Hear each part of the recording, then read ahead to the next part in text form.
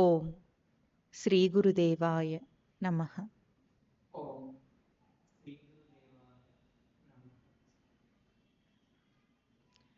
సంసార దావ దహనాకుల భీకరోగ్ర జ్వాలావలీభిర్ అభిదగ్ధ తనూరుహస్య.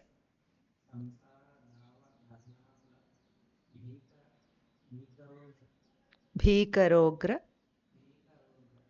జ్వాలావలీభిర్ అభిదగ్ధ తనూరుహస్య. త్వత్పాదయుగ్మ సరసీరుహ మస్తకస్య. లక్ష్మీ నృసింహ మమ దేహి కరావలంబం. తర్వాత 11. సంసార సాగర నిమజ్జన ముహ్యమానం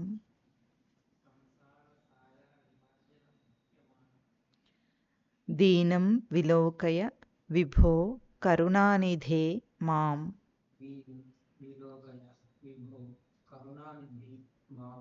ప్రహ్లాద ఖేద పరిహార పరావతార.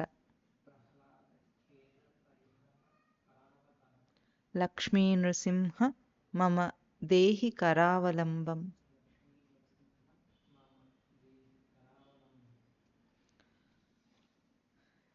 లక్ష్మీ నృసింహ స్తోత్రంలో ఈ శ్లోకాలను ఈ పూట మననం చేయాలి. నీటి స్పర్శలో ఇద్దరికి చలి తెలియదట. ఎవరికి? ఒకడేమో ఒడ్డునున్నవాడికి, ఇంకొకడేమో నిండా మునిగిన వాడికి. అంతేనా? మధ్యలో సగంలో అటు ఇటు కాకుండా ఉన్నవాడికి చలి ఉంటుంది, నిండా మునిగిన వాడికి చలి ఉండదు, ఒడ్డుకెక్కిన వాడికి కూడా చలి ఉండదు.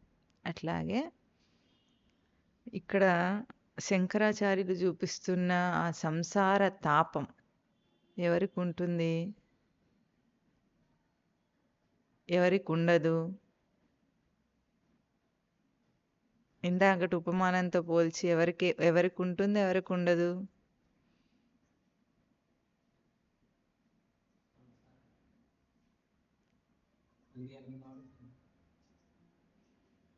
ఇప్పుడు ఉపమానం మనం చెప్పుకున్న దాన్ని బట్టి నీటిలో నిండా మునిగిన వాడికి చలుండదు, ఒడ్డునున్న వాడికి చలుండదు.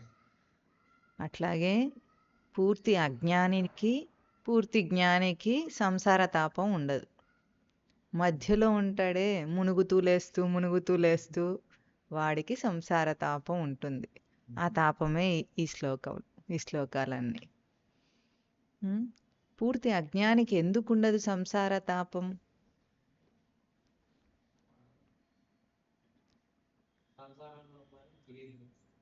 వాడసలు స్పృహలోనే లేడు గనుక. స్పృహలో లేనివాడికి ఏం తెలుస్తుంది? తాగి మత్తులో పడున్న వాడికి మురిక్కాలో పక్కన పడున్నా మురికి వాసన రాదు. ఎందుకు? వాడు మత్తులో ఉన్నాడు కాబట్టి.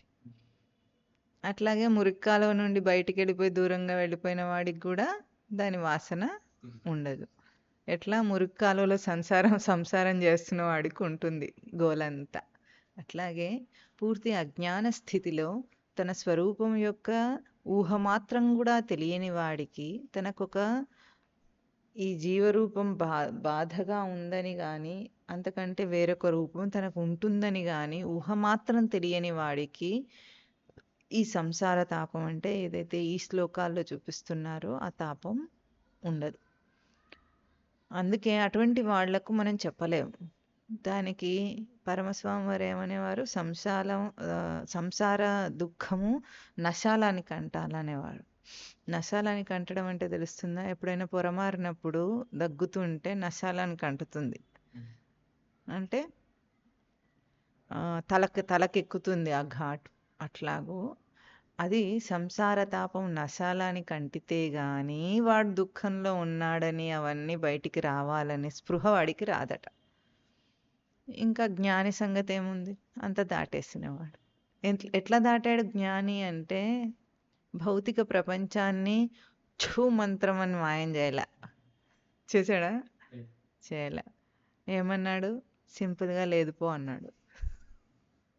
ఇంతే. చాలా సులభమైన ఒక సూత్రాన్ని పట్టుకొని జ్ఞాని దాటేశాడు. పారం దాటేశాడు. దానికి అష్ట కష్టాలు పడనక్కర్లేదు. లేదంటే అట్లా పోతుంది. ఛూ అన్నట్టే పోతుంది. పూర్వము ఇప్పుడు చేస్తారో లేదో మరి ఊర్లలో ఏమైనా చేస్తారేమో. దిష్టి మంత్రం వేస్తారు తెలుసా? ఛూ ఛూ అనేవాళ్ళు.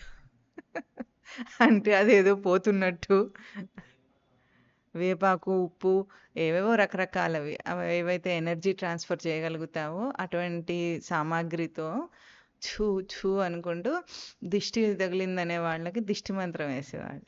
అట్లా వీళ్ళు మంత్రం వేయగానే వాళ్ళకి తగ్గిపోయేది. అదంతా నిజమో ఏమిటో విశ్వాసమో తర్వాత సంగతి. అట్లా పోతుంది సంసారం. కానీ ఈ ఈ ఈ గుర్తింపు రాకముందు మథనం జరగాలి.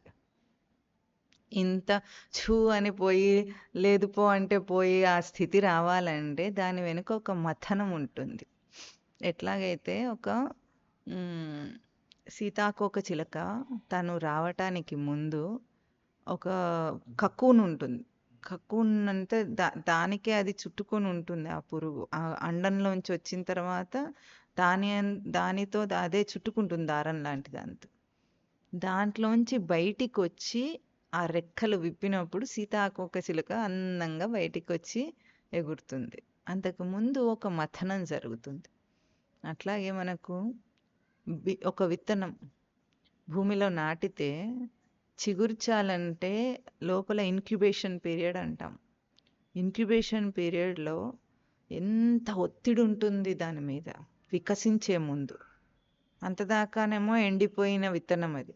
మనకు చూస్తే ఏమైనా ఎండిపోయిన విత్తనంలో జీవం కనిపిస్తుంది ఎప్పుడన్నా? అసలు ఏమీ కనిపించదు అందులో జీవం ఉన్నట్టు. కానీ దాన్ని నానబెట్టి మొలకెత్తటానికి సరైన వాతావరణాన్ని కల్పించినప్పుడు గుడ్డలో జుట్టి కానీ లేదా భూమిలో నాటినప్పుడు కానీ ఆ విత్తనము ఎటువంటి ఒత్తిడికి గురి అవుతుందో ఆ ఒత్తిడి ఈ లక్ష్మీ నృసింహ స్తోత్రంలో సంసార తాపాన్ని వర్ణిస్తున్నారు శంకరాచార్యుల వారు. ఇది ముక్తికి సోపానమైన తాపం. మనిషి ఏడుస్తాడు, జీవితం అంతా ఏడుస్తూనే ఉంటాడా? కాలు నొచ్చినా, చెయ్యి నొచ్చినా, ముక్కు నొచ్చినా, మూతి నొచ్చినా, ఏ చిన్న కష్టం వచ్చినా అదయింది ఇదయింది అని ఎడతెగకుండా కంప్లైంట్స్ చెప్తూనే ఉంటాడు పుట్టినప్పటి నుండి. అప్పుడప్పుడు సుఖంగా ఉన్నట్టే ఉంటాడు, కానీ ఎప్పుడు చూసినా కంప్లైంట్ బాక్స్ నిండిపోతూనే ఉంటుంది. అట్లాగే మనిషి ఏడుస్తూనే ఉన్నాడు, కానీ ఏడిస్తే గీడిస్తే ఒక్కేడుపు ఏడవాలి అర్జునుడిలాగా. ఏమేడుపు? విషాదం యోగం అయ్యే ఏడుపు ఏడవాలి. అటువంటి ఆ దుఃఖమే ఈ సంసార తాపాన్ని చూపిస్తున్నారు శంకరులు. అంటే ఒక సాధకుడికి మరి మేము ఆల్రెడీ సాధకులమే కదా, మాకేం ఏడుపులు ఉంటాయి? అస్సలు సంగతి సాధన ఆవరణలోకి నిజంగా వచ్చాడో రాలేదో తరచి తరచి చూసుకుంటే తెలుస్తుంది. సాధన కూడా మొట్టమొదట్లో సాధన ఎట్లా ఉంటుందంటే ఇంటికంటే గుడి పదిలం అన్న సాధన ఉంటుంది. అంతేనా? ఇంట్లో ఉంటే రభసగా ఉంది, కాసేపు మఠానికి వెళ్తే బాగానే ఉంటుంది ప్రశాంతంగా, మళ్ళీ ఇంటికి వచ్చేస్తాం కదా సేఫ్గా, ఎట్లాగూ మననే ఉంచుకోరు కదా వాళ్ళు అన్నట్టు వెళ్తాడు. అంతేనా? ఉండిపోవని గురువు అన్న రోజు తెలుస్తుంది. అంతేనా? అంతదాకా ఎట్లా ఉంటుంది? వెళ్ళినా ఇంటికి వచ్చేస్తారు. ఇప్పుడు ఎట్లాగైతే ఇంట్లోంచి ఎక్కడికి వెళ్ళినా సరే ఇంటికి వచ్చేస్తామన్న ఆశతోనే ఆ ఉత్సాహంతోనే వెళ్తాడు. ఉద్యోగానికి వెళ్తే పొద్దున వెళ్ళి రాత్రికి వచ్చినా కూడా రాత్రికి ఇంటికి వస్తా అన్న ఒక విశ్వాసం వాడికి ఉంది. ఎట్లాగో అట్లాగే మఠానికి వెళ్ళినా కూడా నాకేం ముక్తి రాదు, నేను ఇంటికే వస్తా అని వాడికి తెలుసు. మనం చెప్పుకుంటాం కదా, వైకుంఠ ద్వారంలోకి వెళ్ళినా వైకుంఠానికి ఏం పోవడం తెలుసు కాబట్టే వెళ్తాడు అందులోకి. అక్కడ నుండి దారి అటే వెళ్ళిపోయింది అనుకో ఎవరు వెళ్ళరు. అట్లా వెళ్తాడు మొదట్లో సాధకుడు గురువు దగ్గరికి. నా పిల్లలు, నా ఇల్లు, నా సంసారం సేఫ్గానే ఉంది, దానికి ఇప్పుడేం త్యాగం చేయాల్సిన అవసరం రాదు, నా జీవభావపు మత్తులో నేనే ఉంటా, ఇప్పుడప్పుడే నాకేం కాదు అన్నట్టుగానే వెళ్తాడు. వింటే తప్పేముందిలే, సరే కాసేపు కాలక్షేపం. అట్లాంటి అల్లాటప్ప సాధకులకు ఈ ఆవేదన అర్థం కాదు. ఈ ఆవేదన అర్థం కావాలంటే జీవభావపు జీవభావపు స్పృహ మాత్రము ఎంత బాధాకరమో అది తెలియాలి. తెలిస్తే గాని ఇంత అంటే లోకంలో ఏం చెప్తారు, ఎక్కడికైనా వెళ్ళినప్పుడు మనది కాని చోట మనము నిలవలేము. ఆదరణ లేని చోట కానీ, మనది కాని చోట కానీ ఉండలేము మనం. అప్పుడు ఎట్లా అనిపిస్తుంది, ఇక్కడ నుండి ఎప్పుడు బయటపడతామా, ఇక్కడ నుండి ఎప్పుడు బయటపడతామా అని అనిపిస్తుంది. అట్లా ఇల్లు అనిపించాలి, సంసారం అనిపించాలి, జీవభావపు జీవితం అనిపించాలి. ఎప్పుడు బయటపడతానా, ఎప్పుడు బయటపడతానా అని అహర్నిశలు వాడికి అది కలవరింతగా ఉండాలి. నిద్రలో పలవరిస్తారంటారు చూసారా? దేన్ని నిద్రలో పలవరిస్తాడు మనిషి? ఎవరు ఎక్కువగా దేన్ని ధ్యానిస్తుంటారో దాన్నే నిద్రలో కూడా పలవరిస్తాడు. అట్లా ఎప్పుడు ఈ జీవభావపు ఆరోపణ నా మీద తొలగుతుంది, ఆరోపణది. ఆరోపణ అంటే మనకి ఎక్కడ తెలుస్తుంది? నీలాప నిందలు పడితే ఏం చేస్తారు? శమంతకమణి అపహరించాడని నీలాప నింద పడితే శ్రీకృష్ణుని అంతటి వాడే దాన్ని పాపుకొనుట కొరకు చాలా యుద్ధం చేసి అంత చేసి కథ మనకు తెలుసు, వినాయక చవితి కథ. మనం కూడా ఎవరైనా ఏదైనా చెయ్యని తప్పునంటే ఎంత బాధపడతాం. దొంగతనం చేశారని అన్నారనుకో, ఒక ఆవిడైతే ఆత్మహత్య చేసుకుంది, మన మఠానికి సంబంధించిన ఆవిడ. చిన్న దొంగతనపు నేరం తన మీద పడిందని ఆ అభిమానం కొద్దీ ఆత్మహత్య చేసుకుంది. అంత అభిమానం వచ్చింది చూసారా మనం చేయని పనిని మనం అంటే. నేను కాని దాన్ని నేనే ఆరోపించుకుంటే ఎట్లా మరి? ఎంత గొప్ప బాధ అది. అట్లా ఆ బాధ తెలియాలి. లోకంలో ఇటువంటి బాధలన్నీ ఎందుకు వస్తాయంటే ఈ బాధ తెలిసేదాకా, ఈ బాధ అర్థమయ్యేదాకా ఆ బాధలన్నీ వస్తాయి. ఇబ్బందికరమైన పరిస్థితులు వస్తుంటాయి. ఎప్పుడు వస్తే ఏం చేయాలి? అక్కడ ఏం చేయాలబ్బా, ఎట్లా సర్దుకోవాలబ్బా కాదు, అసలు బాధ అనేది ఎందుకు వచ్చింది నాకు అని ఆలోచించాలి. ఆ ఆలోచన ఆ పరిణితి పొందినప్పుడు మెచ్యూరిటీ అంటారు. ఆ పరిపక్వత, ఆ దుఃఖానికి పరిపక్వత రావాలి, ఇప్పుడు పండాలన్నమాట. లోకంలో ఏమంటారు? అవతరిస్తాడు స్వామి. ఎప్పుడు అవతరిస్తాడు? రాక్షసుల పాపాలు పండినప్పుడు నేను వస్తా అని ఇట్లా అభయం ఇస్తాడు విష్ణుమూర్తి. అంతేనా? విష్ణుమూర్తి దగ్గరికి వెళ్తారు అందరూ, భూదేవి, మన ఇంద్రుడు, బ్రహ్మదేవుడు అందరు కలిసి వెళ్ళి ఎప్పుడైనా కానీ ఏం చేస్తారు? రాక్షస భారాన్ని మోయలేక విష్ణుమూర్తి దగ్గర మొరబెట్టుకుంటారు వాళ్ళు. అప్పుడు ఆయన ఏం చెప్తాడు? నేను వస్తా. ఎప్పుడు? ఆ పాపాత్ముడి పాపాలు పండినప్పుడు నేను అవతరిస్తా అని అభయం ఇచ్చి పంపిస్తాడు స్వామి. అట్లాగే ఈ జీవుడు అనే పాపాత్ముడి పాపం పండాలి. పండాలంటే ఆ మథనం జరగాలి. చక్కగా కొలిమిలో కాలిస్తే బంగారానికి వన్నె వస్తుంది. అట్లా సాధన అనే కొలిమిలో కాలాలి. అప్పుడు ఉన్న దోషాలన్నీ కాలిపోతాయి, మలినాలన్నీ దూరం అయిపోతే మేలిమి బంగారం బయటికి వస్తుంది. ఎట్లాగో జీవభావపు ఆరోపణ నిజానికైతే లేదంటేనే పోతుంది, కానీ లేదనే సమర్థత అందరికి ఉండదు. తెలిసి లేదనాలి, లేదన్నట్లుగా జీవించాలి. అప్పుడు అది తెలిసినట్లు, ఆ జ్ఞానం తెలిసినట్లు. అందుకే స్వామి స్థితప్రజ్ఞ లక్షణాలను అడిగాడు అర్జునుడు. అందుకు అడిగాడు ఎట్లా ఉంటుంది అని. ఇక్కడ కూడా ఈరోజు ఏమంటున్నారు? సంసార దావ దహనాకుల భీకరోగ్ర జ్వాలావలీభిర్ అభిదగ్ధ తనూరు హస్య అంట. ఇంత పెద్ద 2 పాదాల సమాస పదం అన్నమాట. దావాగ్ని అట. దావాగ్ని అంటే తెలుసా?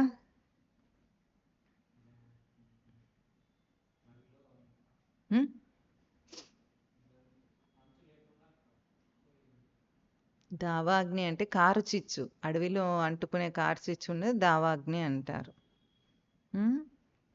ఆ కారు చిచ్చట దావాగ్ని దహన ఆకుల అంటే దాంతో చుట్టబడి ఆ దావాగ్ని చేత, అదేం దావాగ్ని తర్వాత చెప్తా. దావాగ్ని దహన ఆకుల భీకర ఉగ్ర అన్ని భయంకరమైన పదాలు ఉన్నాయి. భీకరం అట. భీకరం అంటే గంభీరమైంది కాదు. భీకరం అంటే భీ అంటే నీ భీ భయే ధాతు. ఈభి భయే ధాతు, భయమును కల్పించేది. భీకరం, భయమును కలిగించేది. ఉగ్రం, ఉగ్రమైనదంటే అటువంటి జ్వాలావలీభి, మంటల బారుల చేత. ఆవలి అంటే మంట, వరుసలు. జ్వాల అంటే మంట, మంటల ఆ వరుసల చేత చుట్టబడి ఆ కార్చిచ్చులో భీకరంగా ఉంది. అది ఉగ్రంగా ఉంది. ఉగ్రంగా అంటే కటువుగా, చాలా ప్రభావితం చేసేది, ఉగ్రమైంది. అభిదగ్ధ తనూరుహస్య, కాల్చబడిన రోమములు గలవాడు. తనూరుహము అంటే, తను అంటే శరీరం, రుహం అంటే దాని నుండి కలిగినది, పుట్టినది, వెంట్రుకలు. దేహం మీద పుట్టే వెంట్రుకలు తనూరుహములు. దాన్ని అభిదగ్ధ తనూరుహస్య, ఆ భీకర జ్వాలాగ్ని మంటల చేత, ఇంకా వాడు గాలిపోలేదు, కేవలం ఆ సెగకు దేహం మీద ఉన్న వెంట్రుకలు కాలిపోతున్నాయి.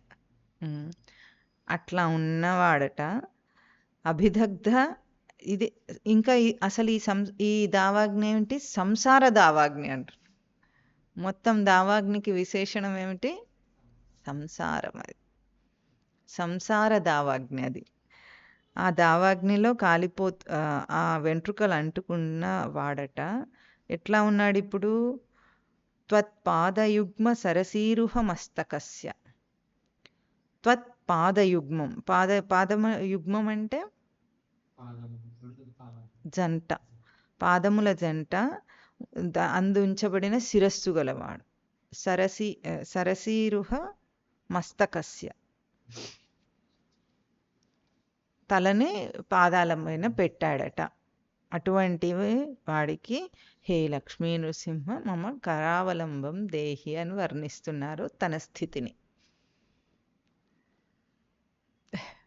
ఇట్లా కాల్చబడ్డాడు కాబట్టే స్వామి పాదాలు పట్టాడు. ఊరికేనే పట్టుకుంటాడు ఏమిటి?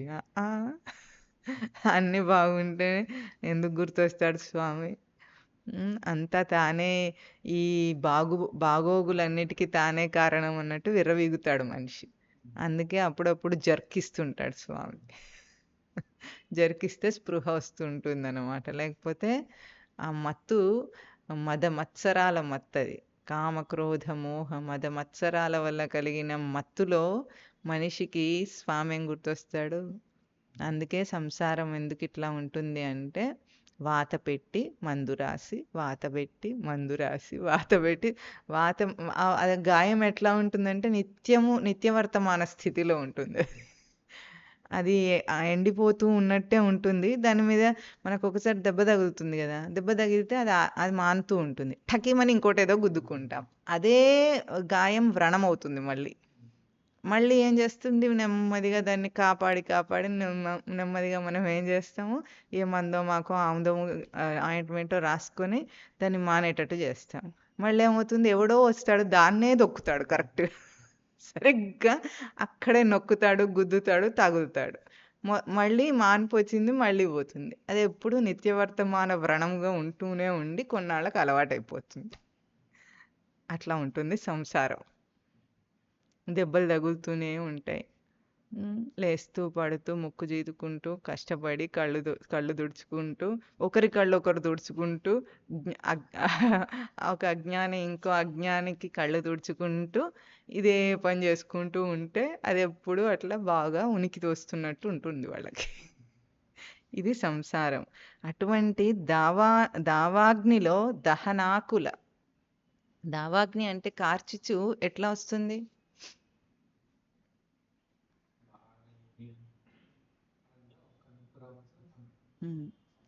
బాగా ఎండిపోయిన ఆకులతో నిండిన అడవిలో కార్చిచ్చు వస్తుంది. పచ్చగా చిగుర్చిన దాంట్లో అంటుకోదు. ఎండిపోయిందంటే దాని అర్థం జీవం లేదు, తప్పింపజేయబడిందని అర్థం. ఎండగొట్టబడిందంటే తప్పింపజేయింది. ఇప్పుడు మనం ఒక విత్తనము మొలకెత్తకుండా ఉండాలంటే ఏం చేయాలి? వేయించాలి. వేయించితే ఇంక చస్తే అది మొలకెత్తదు. దాన్ని ఇంకా మనం ఇంకా వేయించుతుంటే ఏమవుతుంది? అది మసయి బొగ్గైపోతుంది. అదే విత్తనం నీటిలో వేస్తే చిగుర్చి చక్కగా వృక్షం వస్తుంది. అదే విత్తనాన్ని మనము కాల్చి బొగ్గు చేయొచ్చు. సంసారంలో చక్కగా తాను ఆ గుణపాఠాన్ని పొంది జీవుడు అక్కడి నుండి దాటనుగలడు, లేదా దహించుకుపోగలడు దాంట్లో. అందుకే ఇక్కడ ఒక పదం వాడింది అభిదగ్ధ. అభిదగ్ధ అంటే దగ్ధం అంటేనేమో కాల్చబడింది. అభిదగ్ధ అంటే బాగా కాల్చబడింది, కాలబడుతుంది అనేది ప్రసిద్ధార్థం. అభి అన్న పదానికి ఉపసర్గ ఎప్పుడు ఏం చెప్తుందంటే తన వల్లనే జరిగిందని అర్థం.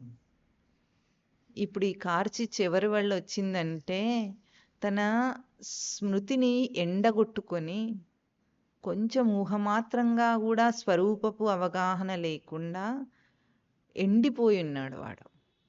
అంటే ప్రవర్తనలో జీవిస్తూ ఉంటే ఒక్కసారన్నా జీవం తెలియటం లేదు. విషయాల విషయాగ్నిలో దహించుకుపోతున్నాడు. వాడికి దాన్ని ఎట్లా ఉంటుందంటే, ఈ మంట అంటుకుంది అనుకుందాం, ఇంట్లో ఉన్నాం. ఆ మంట అంటుకుంటే ఒక చోట ఆర్పే లోపల ఇంకో చోట వస్తుంది, అప్పుడు ఇంకో చోట ఆర్పే లోపల ఇంకొక చోట అంటుకుంటోంది. ఈ ఆర్పటమే సరిపోతుంది వాడికి, నిలకడగా నిలిచి ఉండటం సరిపోవట్లేదు. అట్లా మంటలు అంటుకున్న కొంపలో వీడు సంసారం చేస్తుంటాడు. వీడు ఉన్నవాడా, ఇప్పుడు ఇంట్లో ఉన్నవాడా, ఆర్పుతున్నవాడా? ఇంట్లోనే ఉన్నాడు, ఎక్కడికి వెళ్ళట్లేదు, కానీ మంటలను ఆర్పటమే సరిపోయింది. అట్లాగే మానవ జన్మనెత్తే ఉన్నాడు, కానీ ఏం సరిపోయింది వీడికి? విషయాలను చల్లార్చటమే సరిపోతుంది. ఎంతసేపటికి కోరికలు ఒకటి తీర్చుకుందామని అటు పరిగెత్తి వెళ్లే లోపల ఇంకోటి వస్తుంది. ఒకటేమో కష్టంలాగా ఉంది, ఇంకోటేమో సుఖంలాగా ఉంది. రెండూ కాల్చేస్తున్నాయి. కష్టం, మనం ఏం చెప్పుకున్నాము? కష్టమైన సుఖమైన, కష్టం అంటే ఇనుప సంకెళ్ళు, సుఖం అంటే బంగారు సంకెళ్ళు. ఏదైనా బంధించేది ఎట్లాగో అన్ని విషయాలు సుఖం రూపంలో దుఃఖం రూపంలో వచ్చి కాలుస్తూనే ఉన్నాయి. వాటిని సర్దటమే సరిపోతుంది, వీడికి జీవించటమే రావట్లేదు. అట్లా చుట్టబడి ఉన్నాడట వీడు. అయితే ఇంతకు రహస్యం ఏమిటి అంటే, ఇంత ఏడుపు ఏడుస్తున్నాడు, ఇంత గోలా చేస్తున్నాడు కదా, ఇదంతా ఎవరు పెట్టిన నిప్పురవ్వ? వాడే పెట్టుకున్నాడు. రహస్యం అక్కడే ఉంది. అసలు బాగా ఏడుస్తున్నాడు. ఇల్లు కాలిపోతుందో రక్షించండి అని ఏడుస్తున్నాడట. అసలు ఫైర్ యాక్సిడెంట్ ఎట్లా జరిగింది అని తర్వాత ఆరాధిస్తున్నారు. కాల్చారు, నిప్పు చల్లార్చారు, ఏదో జరిగింది. ఇంతకు ఫైర్ యాక్సిడెంట్ ఎట్లా జరిగింది అని సీసీటీవీ కెమెరాలు ఆన్ చేసి చూస్తున్నారు ఇప్పుడు పోలీసులు. చూస్తే ఏం తెలిసింది? దర్యాప్తులో వాడే తన ఇంటికి నిప్పు పెట్టుకొని కుయ్యో మొర్రో అని అరిస్తున్నాడట.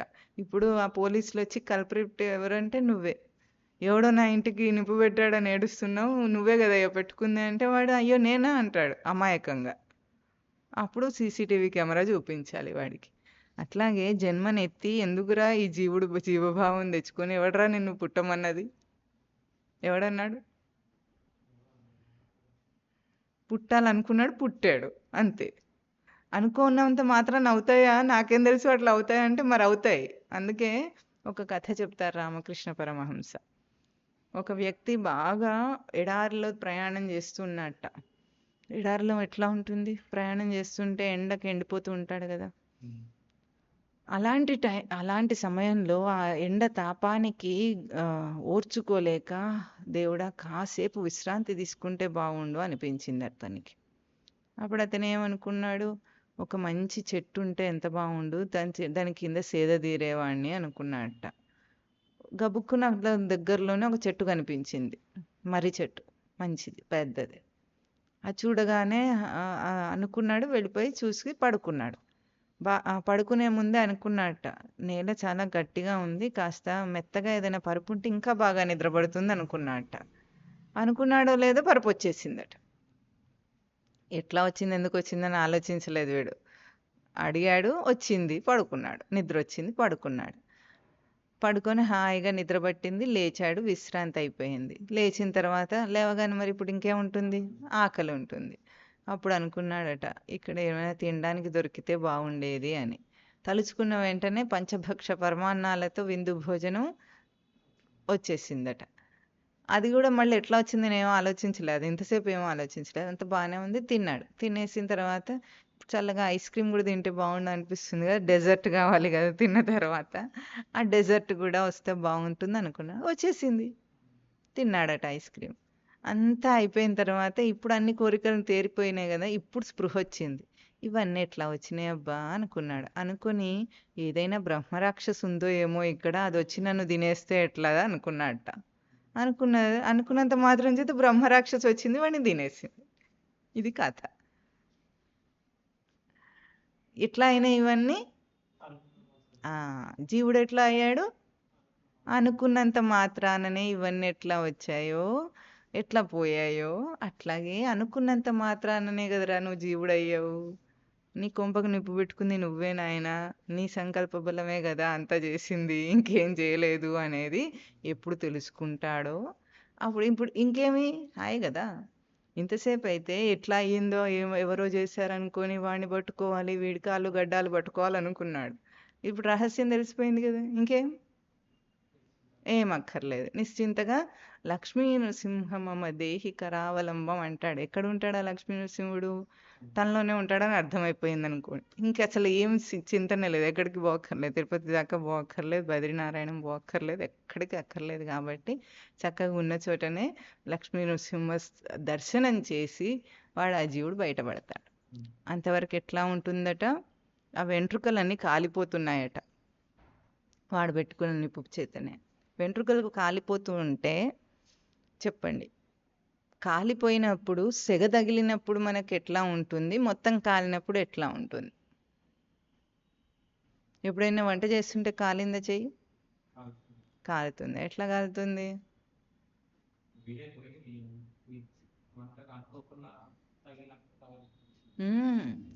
వేడి తగలగానే ఒక రిఫ్లెక్స్ యాక్షన్ మనకు తెలుస్తుంది. అంటే స్పర్శ తగలగానే ఠకిమని వదిలేస్తాం దాన్ని మనం. అదే మనం కావాలని పట్టుకున్నాం అనుకోండి, దాన్ని తీసి నెమ్మదిగా కింద పెడతాం. తెలియకుండా ఇప్పుడు గిన్నె మూత తీయాలి. అది చల్లటిదే అనుకొని ముట్టుకున్నాం అనుకో, అది వేడిదైతే టక్కిమని పట్టుకోగానే చెయ్యి కాలితే టక్కిమని కింద పారేస్తాం మనం దాన్ని, వదిలేస్తాం దాన్ని. కానీ అది వేడిగా ఉందని ముందే తెలిసి ముట్టుకుంటే ఎట్లా ఉంటుంది? ఓర్పుతో కొంచెం ఓర్చుకొని తీసి కింద పెడతాం. అంతేగాని కింద పారేయం. ఎందుకంటే ముందే మనం మెంటల్‌గా ప్రిపేర్ అయ్యి ఉన్నాం కాబట్టి. ఇప్పుడు ఈ సంసారం కాల్చేస్తుందని వాడికి తెలియట్లే. తెలియకుండా బాగుంటుందని పెళ్లి చేసుకున్నాడు గానీ, బాగుండదని చేసుకున్నాడా? చెప్పు. ఎవరైనా బాగుంటుందని ఊహించుకొని చాలా గ్రాండ్‌గా పెళ్లి చేసుకుంటారు. అందుకే పెళ్ళెట్లా ఉంటుంది? అప్పు చేసైనా సరే లాంఛనాలన్నీ చెల్లించుకుంటూ, లోకానందరిని తృప్తిపరుస్తూ, వీళ్ళిద్దరు పెళ్లి చేసుకోవడానికి ఎంతో అప్పు ఎవరో తృప్తి పడే ఎంత చేసైనా సరే, ఆ రోజుకి ఏక్ దిన్ కా రాజానే అయినా సరే, ఆ రోజుకి ఒక్కరోజైనా సరే సుఖంగా ఉంటాననుకొని పెళ్లి చేసుకుంటాడు. దేన్ని ఊహించుకొని పెళ్లి చేసుకుంటాడు? జీవితాంతం నేను చాలా బాగుంటానని. నిన్న మొన్న మన బ్రహ్మం ఛానల్‌లో ఒక వీడియో పెట్టారు. ఆ వీడియోలో పెళ్లి చేసుకోబోయే ఇద్దరు భార్యాభర్తలు ఉన్నారు. వాళ్ళని స్వామివారు అడిగారు. ఎందుకు పెళ్లి చేసుకోబోతున్నారు అని. వాళ్ళు చెప్పారు. చాలా గొప్పగా చెప్పారు. జీవితాంతం ఇద్దరం కలిసి ఎవరి కలలు వాళ్ళు నెరవేర్చుకోవడానికి వాళ్ళిద్దరూ పెళ్లి చేసుకోబోతున్నారట. ఇద్దరికీ కొన్ని కలలున్నాయట. ఆ కలలు తీర్చుకోవడానికి ఇద్దరు కలిసి పెళ్లి చేసుకుంటే ఒకరికొకరు సహాయం చేసుకుంటూ చేస్తారట. ఇంకా అని అడిగారు స్వామివారు. ఇంకా అని అడిగితే ఏం చెప్పింది ఆవిడ అంటే, మేము బాగా ఉన్నత స్థితికి ఎదిగిన తర్వాత బాగా డబ్బు సంపాదించి దానివల్ల లోకానికి ఉపయోగపడే పనులు కూడా చేయాలట. అందుకని పెళ్లి చేసుకుంటున్నారట. ఇంకా అని అడిగారు స్వామివారు. అసలు విషయం చెప్పట్లేదు అని స్వామివారు కూపి లాగుతున్నారు. ఇంకా ఇంకా అని అడుగుతుంటే అప్పుడేం చెప్పారు, ఇంకా మేము పిల్లల్ని కనాలి. అసలు పాయింట్‌కి వచ్చారు. పిల్లల్ని కని వాళ్ళని పెంచి పెద్ద చేయాలని అనుకుంటున్నాం అన్నారు. తర్వాత అందులో బోధ వేరే. మనకి ఇంతవరకు ఇప్పుడు సందర్భానికి కావాలి కాబట్టి. ఇప్పుడు ఏమనుకుని పెళ్లి చేసుకున్నారు వీళ్ళిద్దరూ? చేసుకోబోతున్నారు?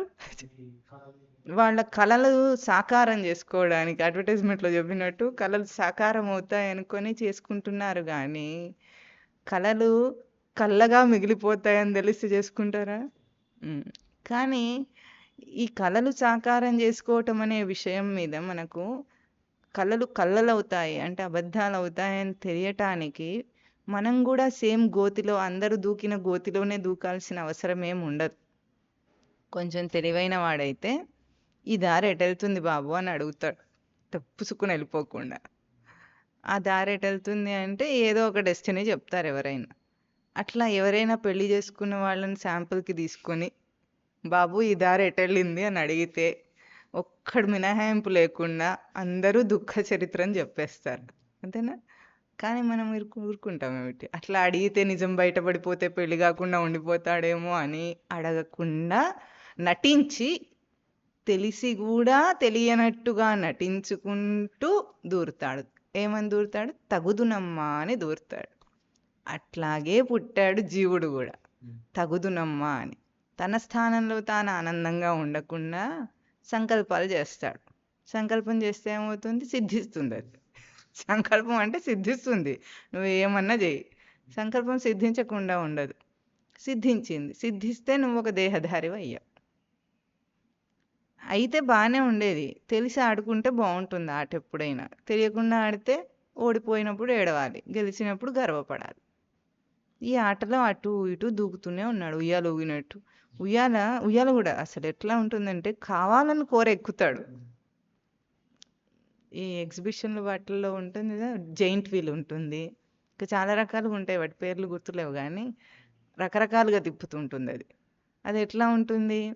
అసలే ఎగ్జిబిషన్లో తిరిగేటప్పుడు వీడు ఏం చేస్తాడు? నానా గడ్డి తింటూ ఉంటాడు. హాటు స్వీటు కోల్డ్ అనేది లేకుండా మిరపకాయ బజ్జీలు, ఐస్ క్రీము, మళ్ళీ పీచు మిఠాయి, ఇంకా పాప్కార్న్, ఇంకా ఏం దొరుకుతాయో అవన్నీ, అదే ఏమేమి దొరుకుతాయో అవన్నీ అన్నీ కలిపి లోపల వేసేస్తాడు. వెళ్ళి ఆ ఉయ్యాల దగ్గరికి వెళ్తాడు, వెళ్ళి అందులో ఎక్కి కూర్చుంటాడు. అదేం చేస్తుంది? వాషింగ్ మెషిన్ ఎప్పుడైనా చూసారా? వాషింగ్ మెషిన్లో బట్టలు వేస్తే అది ఏం చేస్తుంది?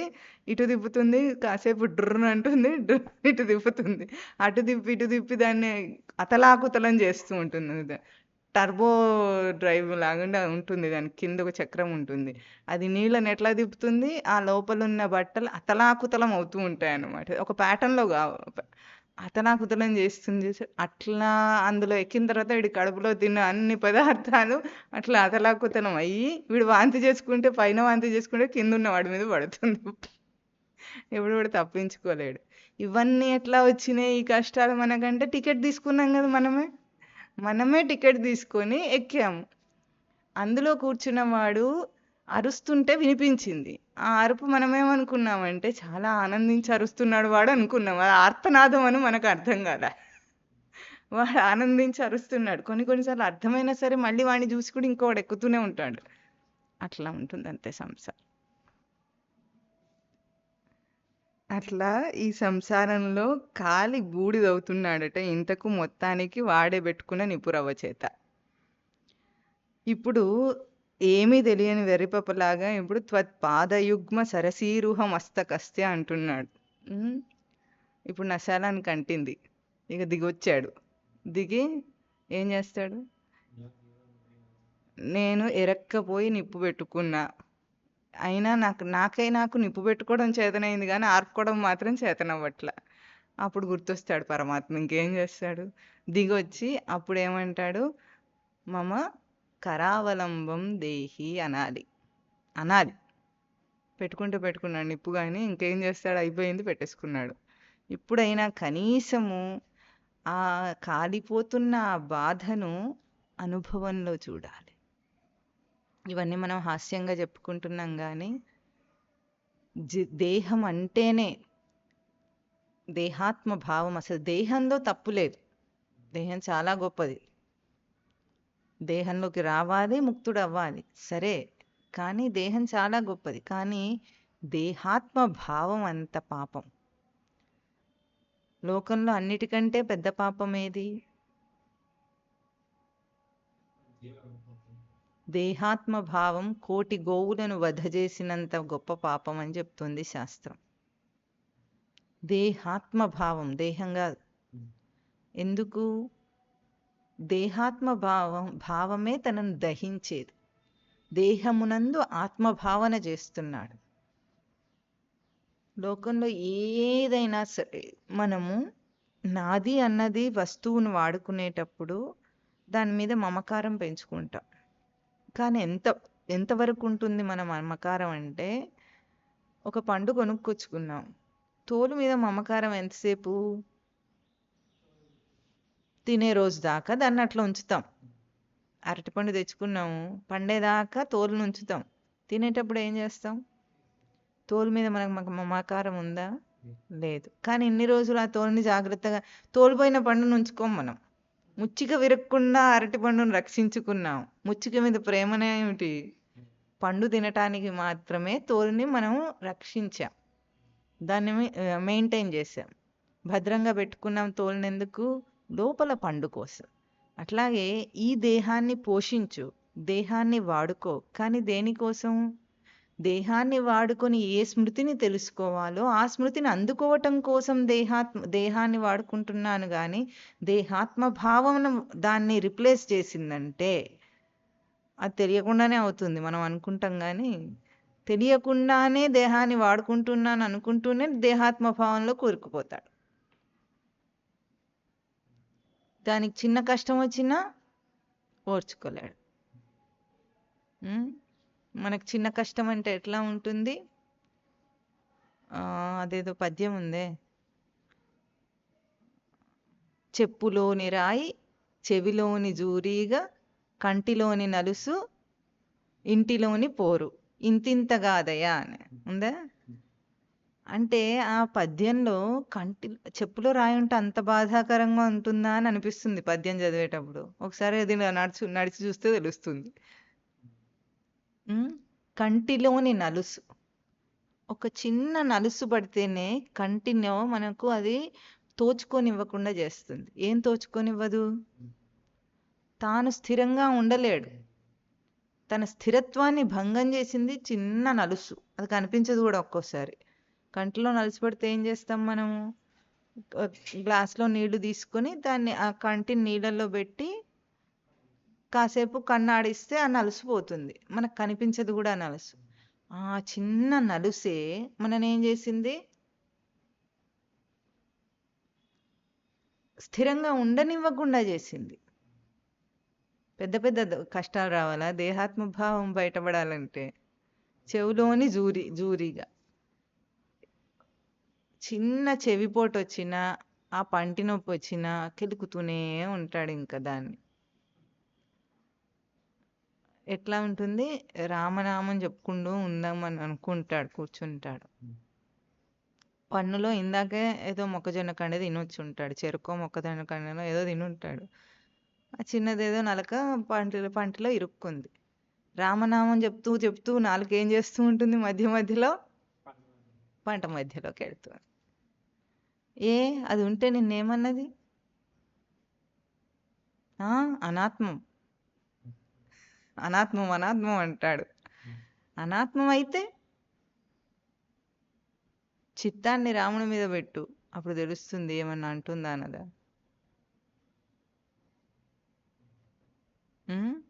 ఒక మహాయోగిని ఒక ఆవిడ ఉండేవాడు. ఆవిడ పురుగులు వచ్చి ఆవిడ వివస్త్రగానే ఉండి శ్మశానంలోనే ఉండి ఉండేవాడు తపస్సు చేసుకుంటూ. అంటే ప్రజలతో సంపర్కం ఉండేది, కానీ ఇళ్లలోకి వెళ్ళటం అట్లాంటిది, ఎవరు ఏదైనా పెడితే తినటం, పెట్టకపోతే ఊరుకోవటం అట్లా ఉండి దేహాన్ని పురుగులు తినేస్తుంటే కూడా దాన్ని దులిపేస్తే చచ్చిపోతుంది పాపం అన్నంతగా దేహాత్మ భావం లేకుండా ఉన్నారట. అట్లా ఉంటేనే దేహాత్మ భావం లేనట్ట అని మనం అనుకుంటాం. అది ఉపమానాత్మకంగా కొన్ని చరిత్రలు మనకు ఉంటాయి. అంటే మనం మామూలుగా చిన్న చిన్న సమస్యలు వచ్చినా కూడా ఆ సమస్యను కొండంతగా చూస్తాం భూతద్దంలో పెట్టి. సమస్య భౌతికంగా చూసినప్పుడు చిన్నది కూడా భంగపాటే, కానీ అభౌతికంగా చూసినప్పుడు తనను తాను నిలుపుకోవటానికి ఇది అడ్డం వస్తుందా? రాదు. కానీ దీన్ని అడ్డం పెట్టుకొని, చిన్న భౌతిక సమస్యను అడ్డం పెట్టుకొని తన స్వరూపాన్ని సమస్యాత్మకంగా చేసుకుంటున్నానని వాడికి తెలియటం లేదు. తెలియక స్వరూపంలో వికలమైపోయి, చెదరిపోయి, చెదరగొట్టుకొని, ఆవేశాలకు గురయ్యి, ఆందోళనకు గురయ్యి ఏం చేస్తున్నాడు? దీన్ని సర్దుతున్నాను అనుకుంటున్నాడు. దాని వల్లనే అయ్యిందనుకుంటున్నాడు. మూలమేమి, దేనికోసం వచ్చింది అని గుర్తిస్తే అది తననేమీ చేయలేదని తెలుస్తుంది. ఒకవేళ చేస్తుంది కదా అన్నాడంటే ఇంక వాడి జ్ఞానం ఎందుకు? బయటివన్నీ మనకు సౌకర్యాలు కల్పించటానికి రాలా, మనను భంగపరిచి మనను తట్టి చూడటానికే వచ్చినాయి. దానికి మంచి ఉపమానం ఏమిటంటే పిల్లలు. కోరిక అంటారు పిల్లలను. కోరికన్న పిల్లల వల్లనే కదా వాడు బాధలు అనుభవిస్తుంటాడు. ముద్దొచ్చినా వాడే, ఏడిపించినా వాడే. ఇప్పుడు వాడిని ఎందుకు కన్నాం మనము? ఇందాక వాళ్ళు చెప్పారు కదా పెళ్లి చేసుకొని పిల్లల్ని కనాలని. ఎందుకు?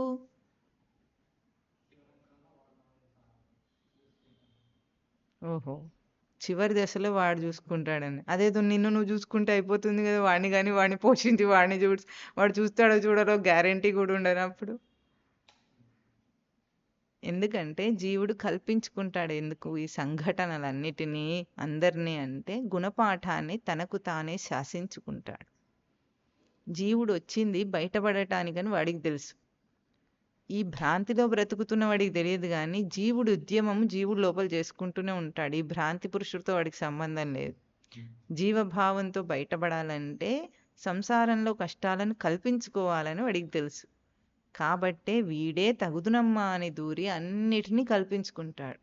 పైగా తెలియని వాడొకడుండి తెలిసిన వాడొకడున్నట్టుగా ప్రవర్తన జరుగుతూ ఉంటుంది. తెలిసిన వాడెవడు?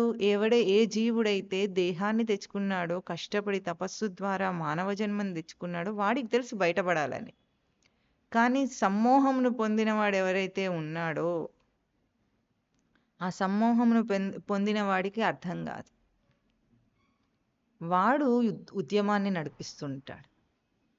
బయటపడాలనే ఎవరికి తెలిసిన వాడు ఉన్నాడో వాడు ఉద్యమాన్ని నడిపిస్తున్నాడు కనుకనే అన్నీ కల్పించుకుంటాడు. కల్పించుకొని సమస్యలను తెచ్చుకొని దాని నుండి మదనపడి తనను తాను బయటికి తెచ్చుకునే తపస్సు చేస్తాడు. ఇది కూడా వాడే చేసుకుంటున్నాడు. ఇవన్నిటిని చూసే ఇంకో సాక్షి ఉంటాడు వాడు. ఈ మదన పడేవాడేమో లక్ష్మీ నృసింహ మమ కరావలంబం దేహి అంటూ ఉంటాడు. మరి ఇంకొక సాక్షి మాత్రమైన వాడేం చేస్తుంటాడు? ఎంటర్టైన్ అవుతూ ఉంటాడు. ఎంటర్టైన్ కూడా అవ్వడు, ఉంటాడంతే. వీటన్నిటికి వాడికి ఏం సంబంధం లేదు కాబట్టి. అంటే ఉదాహరణకు తన కలలో తానే కలగంటూ భయపడి కలలో ఉన్న పాత్రలను సృష్టించి స్టోరీ, స్క్రీన్ ప్లే, డైరెక్షన్ అన్నీ వాడే చేసుకుంటూ భయపడే ఆడియన్స్ స్థానంలో కూడా వాడే ఉండి భయపడి అన్నీ చేస్తూ ఉండగా వాడి స్మృతి ఎరుక కేవలం ఉన్నది, చూస్తున్నది. కాన్షియస్నెస్ ఏం చేస్తుంది? చూస్తుంది. మనస్సు ఏం చేస్తోంది? అదే అన్నీ story, screen play, direction, audience అన్నీ అదే. అన్నీ చేసుకుంటుంటే ఇది మాత్రం చూస్తుంది. ఇన్ని స్థితులు తనకు ఉండగా తాను ఎక్కడున్నాడో ఆ సత్యాన్ని తెలుసుకోవటమే దర్శనం. లక్ష్మీ నృసింహ శబ్దానికి మనం చెప్పుకున్నది ఏమిటి? తన దర్శన స్వరూపాన్ని, తన రచనా స్వరూపాన్ని అందుకునే స్థితి లక్ష్మీ నృసింహ అంటే. అది తన చేత, కరావలంబం అంటే చేయూత అంటే ఏమిటంటే చేయుటకు సమర్థతగా రావటం, అందటం. చేయూతని ఇవ్వటం అంటే ఎవరైనా మనకు చేయూతని ఇస్తే మనం పైకి వస్తామంటాం. అంటే అర్థం ఏమిటి? చేయుటకు సమర్థతనిస్తే పైకి వచ్చేస్తాం. ఈ కల్పన అంతా జీవుడే చేసుకుని బయటపడే సాధన కల్పన కూడా వాడే చేసుకుని వాడు బయటపడుతున్నాడు. ఇది సంసారం అనే ఒక లీలా నాటకం. అది భార్యాపిల్లల నాటకమైనా కావచ్చు, దేహాత్మ భావపు నాటకమైనా కావచ్చు, అంతకంటే మించి జీవుడు బ్రహ్మము అనే ఆ నాటకం కూడా కావచ్చు. పూర్తి సృష్టి లీల అది. అయితే ఎవరైతే దాటేస్తాడో వాడికి ఎట్లా కనిపిస్తుంది సినిమా అంటే, దీనికి కూడా రామకృష్ణ పరమహంస ఒక కథ చెప్తారు. ఏమిటంటే, ఒక పెద్ద గోడ ఉందట. ఆ గోడ అవతల ఏముందో ఎవరికి తెలియట్లేదు. ఏముందో తెలుసుకోవటానికి అందరు ఎక్కుతున్నారట. ఎక్కి అక్కడ దూకి మళ్ళీ రావట్లేదు ఎవరు, చెప్పటం లేదు అటేముందనేది. ఇప్పుడు ఇటువైపు ఉన్న వాళ్లకు అటేం జరుగుతుందో ఏమీ తెలియదు ఎవరికి. కానీ వెళ్ళిన వాడెవరు తిరిగి రావట్లేదు. అటువంటిది సాధన ముక్తి. వెళ్ళినవాడు మళ్ళీ తిరిగి రాడు చెప్పటానికి. అందరికీ ఏం అర్థం కాదు అటు వెళ్ళినవాడు మళ్ళీ ఎందుకు రావట్లేదని. ఎందుకంటే సత్యం తెలిసిన తర్వాత అన్నీ ఇదివరకు లాగానే కనిపిస్తూ ఉన్నప్పటికీ కూడా వాడు దాన్ని సత్యంగా దర్శనం చేయడు. ఎప్పుడైతే సత్యంగా దర్శనం చేయడో అగ్ని ఉంటుంది. ఎట్లా ఉంటుంది? తెర మీద అగ్ని వలె ఉంటుంది. తెర మీద అగ్ని తెరను దహించటం లేదు కదా, అంతే. ఈ సంసార దావాగ్ని కూడా తనను దహించలేదు. ఇప్పుడు ఉందా లేదా? తెర మీద ఉందా లేదా? ఉంది. దహిస్తోందా? లేదు. అట్లాంటిది అని తెలుసుకుంటాడు. అది లక్ష్మీ నరసింహ సమర్థత. లక్ష్మీ నరసింహుడు అందించే సమర్థత. ఆ సమర్థత ఎట్లా ఉంటుంది? దర్శనం మాత్రం చేతనికి పోతుంది. ఇందాక మనం అన్నామే మొదట్లో, లేదంటే పోయింది అంతే. ఉందంటే ఎట్లా ఉంది? సజీవమై ఉంది. చెట్టు కింద కూర్చొని, కల్పవృక్షం కింద కూర్చొని అదేమిటి భూతం ఉందేమో అనుకున్నట్టు బ్రహ్మరాక్షసి, అంతే. అంత మాత్రమే సంసారం. అది కాక ఇంకేదైనా ఊహించుకున్నా ఆ ఊహ కూడా తొలగేది ఎట్లా? సాధన ఊహ. చేస్తుంటే వాడికి అర్థమవుతుంది. చీపురు పట్టుకుని ఊడుస్తున్నట్ట. ఏం ఊడుస్తున్నాడు? చెత్త ఊడుస్తున్నాడు. ఏం ఊడుస్తారు? ఎవరైనా చెత్తనే కదా ఊడుస్తున్నారు. ఊడుస్తున్నప్పుడు కొంతసేపటి తర్వాత తెలుస్తుంది ఏమిటంటే, చెత్త లేదు అక్కడ, చీపురు లేదు. అట్లా అర్థమవుతుంది ఊడ్చిన తర్వాత. అది సాధనలో వచ్చే నిజమైన సత్యం. ఊడవటము అబద్ధమే, చెత్త ఉండటం కూడా అబద్ధమే. అయిపోయింది. అప్పుడు శ్రమ ఉందా? లేదు. ఎందుకని ఊడలేదు కదా. కనుక దర్శనం అనే ఒక సౌభాగ్యం. దర్శన సౌభాగ్యం ఏం చేస్తుంది అంటే, తన చేత చేయించటము. కరావలంబం అంటే చేయటం అనే చెప్తున్నాం మనం. చేయుత అంటే చేయుటకు సమర్థతనే. ఏం చేయుటకు సమర్థత అంటే, రచించుకొనే ఒక రచన జరుగుతుంది అనుకుందాం. ఒక కవిత కానీ ఒక భావం కానీ స్ఫురిస్తుంది. రచన అంటాం కదా మనం. రచన జరిగేటప్పుడు లోపల భావం ఉంది, రాయబడుతుంది, భావం రాస్తున్నాడు. రాసిన తర్వాత రాసిన శ్రమ ఉండదు అట్లా ఉన్నప్పుడు. అదే హోంవర్క్ ఇచ్చి రాయమన్నారనుకోండి, రెండు రాయటమే.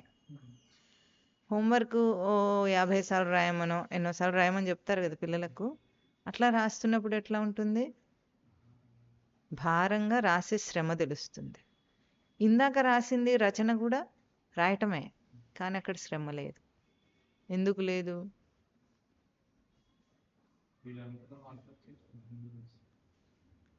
రచన జరుగుతున్నప్పుడు రచన మీద దర్శనం ఉంది కానీ రాయటం మీద లేదు. అదే మనం హోంవర్క్ చేయించేటప్పుడు దర్శనం అనేది లేదు వాడికి. అది సాధన భేదం. సాధనలో కూడా రచన దర్శనం ఎట్లా ఉంటుందో అట్లా చేస్తే భారం ఉండదు. హోంవర్క్ లాగా చేస్తే అది సాధనలో దాటగలిగిన సమర్థత. హోంవర్క్ లాంటి సాధన చేస్తే మాత్రం జీవితం అంతా సాధన చేసినా సరే వాడికి మాత్రం రాదు. 50 సార్లు అన్నారా, 100 సార్లు అన్నారా, ఎక్కం మాత్రం వాడికి రాదు. ఏం చేయాలి? ఈ సాధన భారం రానివ్వకుండా చేయగలిగేది మాత్రం గురువే. బాధ్యత గురువు మీద. ఎందుకంటే వాడి లోపల ఒక రచనా దర్శనపు శక్తి పటిమను బయటికి తీయగలిగితే వాడికి శ్రమ లేని సాధన చేస్తాడు. అది కాకుండా శ్రమ చేస్తే శ్రమ అయింది వాడికంటే. భారస్య వేత్త నతు చందనస్య. యథా ఖరశ్చందన భారవాహి భారస్య వేత్త నతు చందనస్య. ఖరం గాడిదకి భారమే తెలుస్తుందని, కానీ గంధపు చెక్కల వాసన తెలియటం లేదు ఎట్లాగో అట్లాగే సాధన సరళంగా లేకపోతే ఆ భారం వాడికి ఎట్లా ఉంటుంది? సంసార భారం కంటే గొప్ప భారం అవుతుంది. సంసార భ్రాంతి ఎట్లాంటిది? తెలిసి భ్రాంతిలో ఉన్నాడు వాడు. ఎప్పటికైనా పోవాలని, తొలగించుకోవాలని వాడు తెలుసు. కానీ సాధన భ్రాంతి భారం ఎటువంటిదంటే సరైన పద్ధతిలో చేయకపోయినప్పుడు వాడికి ఇక్కడ చెప్తున్న సంసార దావ దహనాగ్ని భీకరోగ్రమైంది. అది భీకర ఉగ్ర జ్వాల కల్పించుకున్నది అది. కనుక ఎప్పుడూ కూడా సరళంగా భారం తెలియకుండా, భారపడకుండా, అది తెలియకుండా కాదు, భారపడకుండా సాధన సాగాలి. అటువంటి సాధన ఎట్లా స్పష్టంగా చేరుస్తుంది తనంటే తెర తొలగించినంత సులభంగా, అడ్డున్న తెరను తొలగించినంత సులభంగా. లేకపోతే ఎట్లా ఉంటుంది? గోడ పగలగొట్టినంత కష్టపడాలి. అక్కడ ఉన్నది గోడ కాదు, తెర. ఇట్లా తొలగిస్తే, అడ్డు తొలగిస్తే పోతుంది.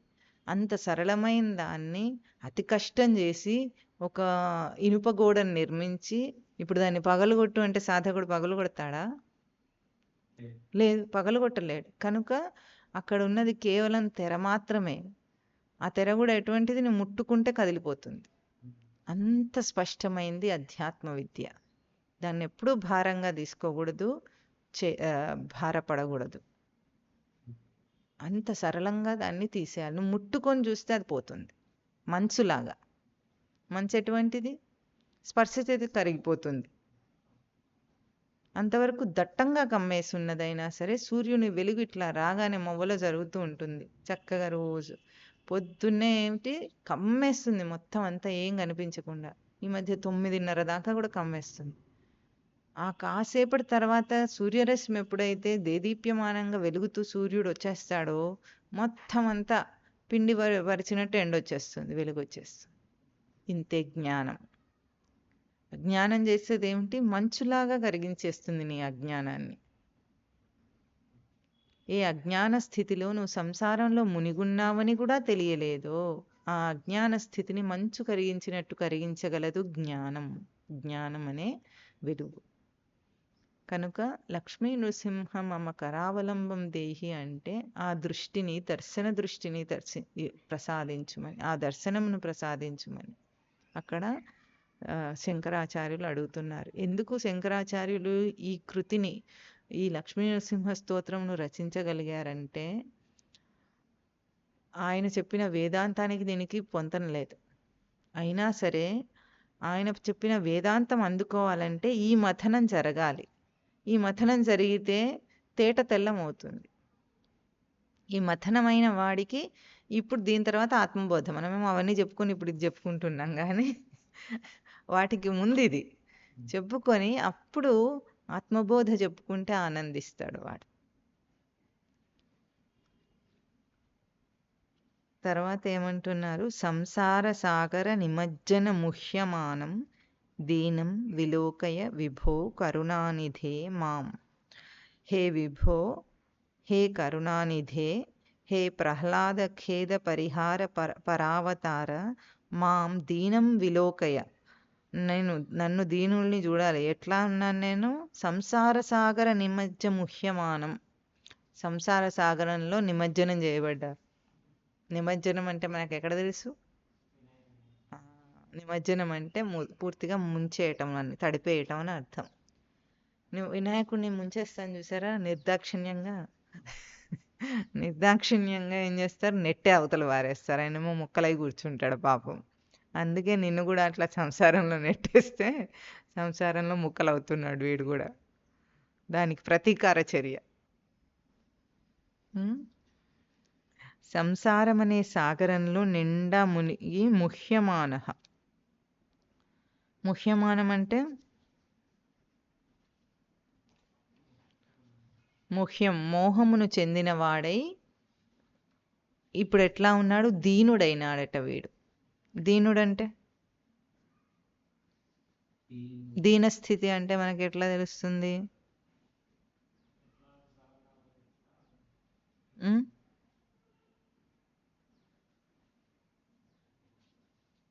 దీనుడు అనే ఎవరినంటాం? దైన్య స్థితి, దీనము అని ఎప్పుడు అంటాం మనం? నిస్సహాయ స్థితిలో ఉన్నప్పుడు దీనుడు అంటాం మనం. కానీ ధాతువు ఏం చెప్తుంది? క్షయే ధాతువు చెప్తుంది, క్షీణించిపోయిన వాడట.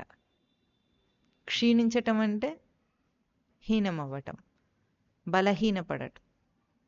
సంసారంలో ముందు వాడికి ఈ భావం మాత్రమే, సాంసారిక భావం మాత్రం వాడిని ఏం చేస్తుందంటే దీనత్వంపును కల్పిస్తుంది వాడికి. అంటే సమర్థతనంతా ఉన్నదాన్ని కూడా క్షీణింపజేసిన భావం వస్తుంది. ఇదంతా మనకు అర్థం కావాలంటే మామూలుగా ఉన్నాడు మనిషి. ఈ దీనత్వము మనకు భౌతికంగా కంటే మానసికంగా బాగా అర్థమవుతుంది. బాగున్నాడు, అంతా బాగా నడుస్తుంది. ఎవరో ఒక మాట అన్నారు, దీనత్వం వస్తుంది వీడికి. ఎందుకు వస్తుంది అంటే నిస్సత్వం అయిపోయినట్టు. ఒక మాట ఎప్పుడైనా పోట్లాట జరిగినప్పుడు, స్పర్ధ వచ్చినప్పుడు దేహం అంతా నిస్సత్వం అయినట్టు అవుతుంది, బలహీనంగా అనిపిస్తూ ఉంటుంది మనిషికి. ఏ పని చేసేంత శక్తి, ఉత్సాహం రాదు. ఇవన్నీ దేహానికి ఏం కాలేదు, అర్జునుడికి అయింది కూడా ఇదే. అర్జునుడు ఏమన్నాడు, నా ఒళ్ళు దహించుకుపోతుందన్నాడు, నా చేతులు వణుకుతున్నాయన్నాడు, గాంధీవం చేజారిపోతుందన్నాడు, గాంధీవం స్రంసతే హస్తాత్ త్వక్ చైవ పరిదహ్యతే. ఎందుకయింది అంత దీనత్వము అర్జునుడికి? ముచ్చెమటలు బట్టి ఎందుకు అట్లా అయిపోయాడు? ఏమైనా షాక్ వచ్చిందా? లేకపోతే ఎప్పుడైనా ఉపవాసం చేశాడా? నవరాత్రులు ఉపవాసం చేశాడా? ఏమైంది అర్జునుడికి అంత బలహీనత ఎట్లా వచ్చింది దేహానికి? చేతిలో పట్టే పోయిందట, గాంధీవం పట్టుకునే పట్టుపోయింది. అది అర్జునుడికి కాదు, మనకు కూడా తెలుస్తుంది. మనసు బాగా లేనప్పుడు మనిషి బలహీనతను అనుభవిస్తాడు. ఇది దేనివల్ల అవుతుంది? మనస్సులో ఒక చిన్న వ్యతిరేకపు భావమే కృంగుబాటు తీసుకొస్తుంది మనిషికి. అందుకే దీనికి పరిహారంగానే స్వామి భగవద్గీతలో దుఃఖేషు అనుద్విగ్న మనాహ అని చెప్పాడు. ఉద్విగ్న మనస్సు, ఉద్విగ్నం అయిపోతుంది మనస్సు. దేనివల్ల అంటే ఒక్క వ్యతిరేకపు భావన. లోకంలో మనకు మామూలుగా అయితే తనకంటే వ్యతిరేకంగా ఎవరైనా ఒక్క మాట అంటే దీనత్వం వస్తుంది అనిపిస్తుంది. అట్లాగే తన స్వరూపం కంటే ఒక వ్యతిరేకపు ఆలోచన సంసార సాగరంలో ముంచి దైన్య స్థితికి తీసుకెళ్తుంది వాడిని. ఈ లోకంలో కనిపించే మనుషులందరూ ఎవరున్నారో వాళ్ళందరూ పనికి మాలిన వాళ్ళలాగా, ఏమి చేతగాని వాళ్ళలాగా ఎందుకున్నారు? కేవలం వాళ్ళు ఆ దైన్యత్వం వల్లనే కానీ వాళ్లకు బలం లేక కాదు, సమర్థత లేక కాదు. మనిషిగా పుట్టినవాడు ఎవరికైనా సరే పూర్ణ సమర్థుడు వాడు, ఎవరైనా సరే.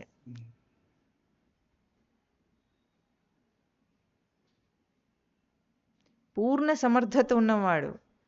కేవలం ఈరోజు దీనస్థితి, ఒక సామాన్యుడి దీనస్థితి, వాడి శక్తి క్షీణమవ్వటం వల్లనే కానీ, క్షీణమైన భావం వల్లనే కానీ క్షీణమయ్యి కాదు. అంటే ఇదంతా కూడా ఒక సైకలాజికల్ ట్రాప్ ఈరోజు భాషలో చెప్పాలంటే. సంసారినని, నాకు ఈ బాధ్యతలు, బరువులు మోయాలి, అవునని కాదని ఎన్ని సాకులు చెప్పుకుంటున్నాడో అవన్నీ కూడా మనఃకల్పితమే. బయటపడటానికి సమర్థత సరిపోవటం లేదని కానీ ఇంకేదైనా చెప్పుకుంటే అసమర్థత అవన్నీ మనఃకల్పితమే. మనఃకల్పితమైన దీనత్వము దేహమునందు కూడా బలహీనత తీసుకొస్తుంది. అందుకే ముందు ఒక వాతావరణం ఎట్లా ఉండాలి, ఒక ఆశ్రమం కానీ మఠం కానీ వాతావరణం వాడికి మానసిక దైన్యత్వం రాకుండా ముందు వాడిని రక్షించగలగాలి, వాడిని అందులోంచి బయటికి తీయాలి. వాడు అసలే సంసారంలో చితకబడి వచ్చాడు, వాడికి ఉన్న కష్టాలు కాక ఇక్కడ వాడు అటువంటి దీనత్వాన్ని అనుభవించకుండా ఒక వాతావరణం ఏర్పడాలి. అంటే అక్కడికి వెళ్ళినంత మాత్రం చేతనే ఒక మానసిక బలాన్ని పుంజుకోగలగాలి. తర్వాత సమర్థత జ్ఞానం చేత లభిస్తుంది వాడికి. కానీ ముందే వాడికి ఆ దీనత్వం వస్తే శరీరం కూడా శిథిలం అవుతుంది, తుక్కు తుక్కు అవుతుంది, నుజ్జు నుజ్జు అవుతుంది. కనుక ఈ దీనత్వం అంటే క్షయం అవ్వటం, శక్తి క్షయం అవ్వటం. దేనివల్ల క్షయం అవుతుంది? భావన మాత్రం చేతనే క్షయమైంది. కానీ మనిషి ఎన్ని జీవభావంలో జీవుడు ఎన్ని జన్మలనెత్తినా వాడి భగవాన్ లక్షణాలు లోపల పోవు వాడికి. ఎందుకు పోవు అంటే ఇప్పుడు ఒక రాగి చెంబుకు మనకు చిలుము పడుతుంది. చిలుము పట్టినప్పుడు మనం ఏం చేస్తాము? మొత్తం దాని రంగే మార్చేస్తుంది. మనం ఏం చేస్తున్నాం? దానికి శుద్ధీకరణకు దానికి చింతపండు, పులుపు ఏదో ఒకటి వేసి దాన్ని రుద్ది తీసేస్తున్నాం. చిలుము దాని స్వరూపాన్ని కప్పిపుచ్చింది, పోయింది రుద్దితే. కానీ దాని మెటాలిక్ క్వాలిటీస్ అంటాం మనం, ఆ లోహపు లక్షణాలు పోతాయా రుద్దినంత మాత్రం చేత? చిలుము చేత పోలేదు, రుద్దినా పోలేదు. రెండింటి వల్ల కూడా, అంటే దోష ఆపాదన చేత కానీ దోషాన్ని తీసేయటానికి చేసిన ప్రయత్నం చేత కానీ దానికి ఉన్న లక్షణాలు, స్వరూప లక్షణపు క్వాలిటీస్ అంటే మనం ఏమంటామో అవి పోలేదు. ఎట్లాగో ఈ జీవుడికి, బ్రహ్మస్వరూపుడైన జీవుడికి నిజానికి వాడికి ఈ భావపు ఆరోపణ వలన కానీ ఆ ఆరోపణను తీసేసుకునే సాధన వలన కానీ రెండింటి వలన కూడా వాడు స్వరూప లక్షణాలను కోల్పోడు. దీనత్వం కేవలం చిలుము లాంటిది, దాన్ని రుద్ది తీసేసుకుంటే పోతుంది. సాధన కూడా వాడిని బాధించలేదు, ఎందుకంటే స్వరూప లక్షణాన్ని తీసేయలేదు. అది రుద్దేటప్పుడు కష్టంగానే కనిపిస్తుంది కదా ఎవరికైనా. మరి రుద్దుతుంటే ఎట్లా ఉంటుంది? బాగుంది రుద్దు అంటుంది ఎవరైనా చెంబు మాత్రం. కానీ మనం ఏమో నూరుకుంటామా? నలుగు పట్టినప్పుడు ఎట్లా అంటుంటాం? పిల్లలకి రుద్ది స్నానం చేయిస్తారు. వాడు వద్దు అంటాడా, కావాలంటాడా? వద్దనే అంటాడు. కానీ మనం ఏం చేసాం? రుద్ది స్నానం చేసాం. అప్పుడు ఏమైంది? చేసిన తర్వాత అలసట తీరిపోతుంది వాడికి. అట్లాగే సాధన కూడా అంతే. చేస్తున్నప్పుడు కష్టంగా తోచినా సరళంగా దాన్ని భావంగా తీసుకుంటే మాత్రం అది కష్టపెట్టేది కాదు. ఇప్పుడు అటువంటి దీనస్థితిలో ఉన్నాను నేను అంటున్నాడు ఈ సాధకుడు. మునిగిపోయాడట సంసార సాగరంలో. మునిగిపోయి నిండా మునిగే ఉన్నాడు వీడు.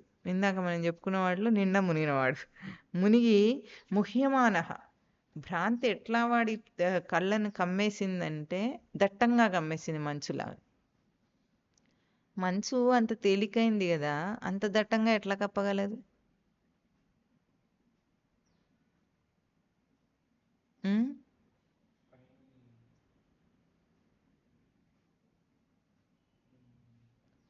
గాలిలో ఏ మాలిక్యూల్స్ అయితే ఉంటాయో ఆ మాలిక్యూల్స్ అన్నిటినీ కూడా ఆక్రమిస్తుంది అది.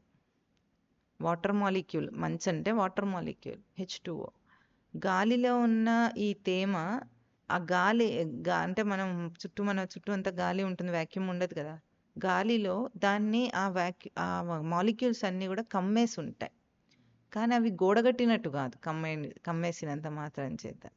కాబట్టి అది మనకు ఆ పొర ఆవరణని ఇవ్వగలుగుతుంది. నిజానికి దాన్ని తాకితే అది పోతుంది, అంతే. తాకితే పోయేలాంటిది. అట్లా ముహ్యమానం ఎంత దట్టంగా సంసార భ్రాంతి కలిగినప్పటికీ కూడా నువ్వు తట్టి చూస్తే మాత్రం క్షణాల్లో నీకు విముక్తి వస్తుంది. ఇప్పుడు దీనం విలోకయ ఈ శ్లోకంలో ఈరోజు 3 లక్ష్మీ నృసింహ అనే సంబోధన కాకుండా 3 సంబోధనలు చెప్పారు. సంసారంలో మునిగటం అనేది సాధారణంగా అన్ని శ్లోకాల్లో చెప్తున్నప్పటికీ కూడా ఇక్కడ ఈరోజు ఈ శ్లోకంలో 11వ శ్లోకంలో ఏవైతే సంబోధనల రూపంలో చూపించారో అది బయటపడటానికి మనకు సమర్థత. ఏమన్నారు? విభో కరుణానిధే ప్రహ్లాద ఖేద పరిహార పరావతార. ఈ ఒకటేమో విభో, రెండవది కరుణానిధి, ఇంకొకటి ప్రహ్లాద ఖేద పరిహార పరావతార అనే 3 సంబోధనలు చెప్తున్నారు. విభు అంటే, విభుడు అంటే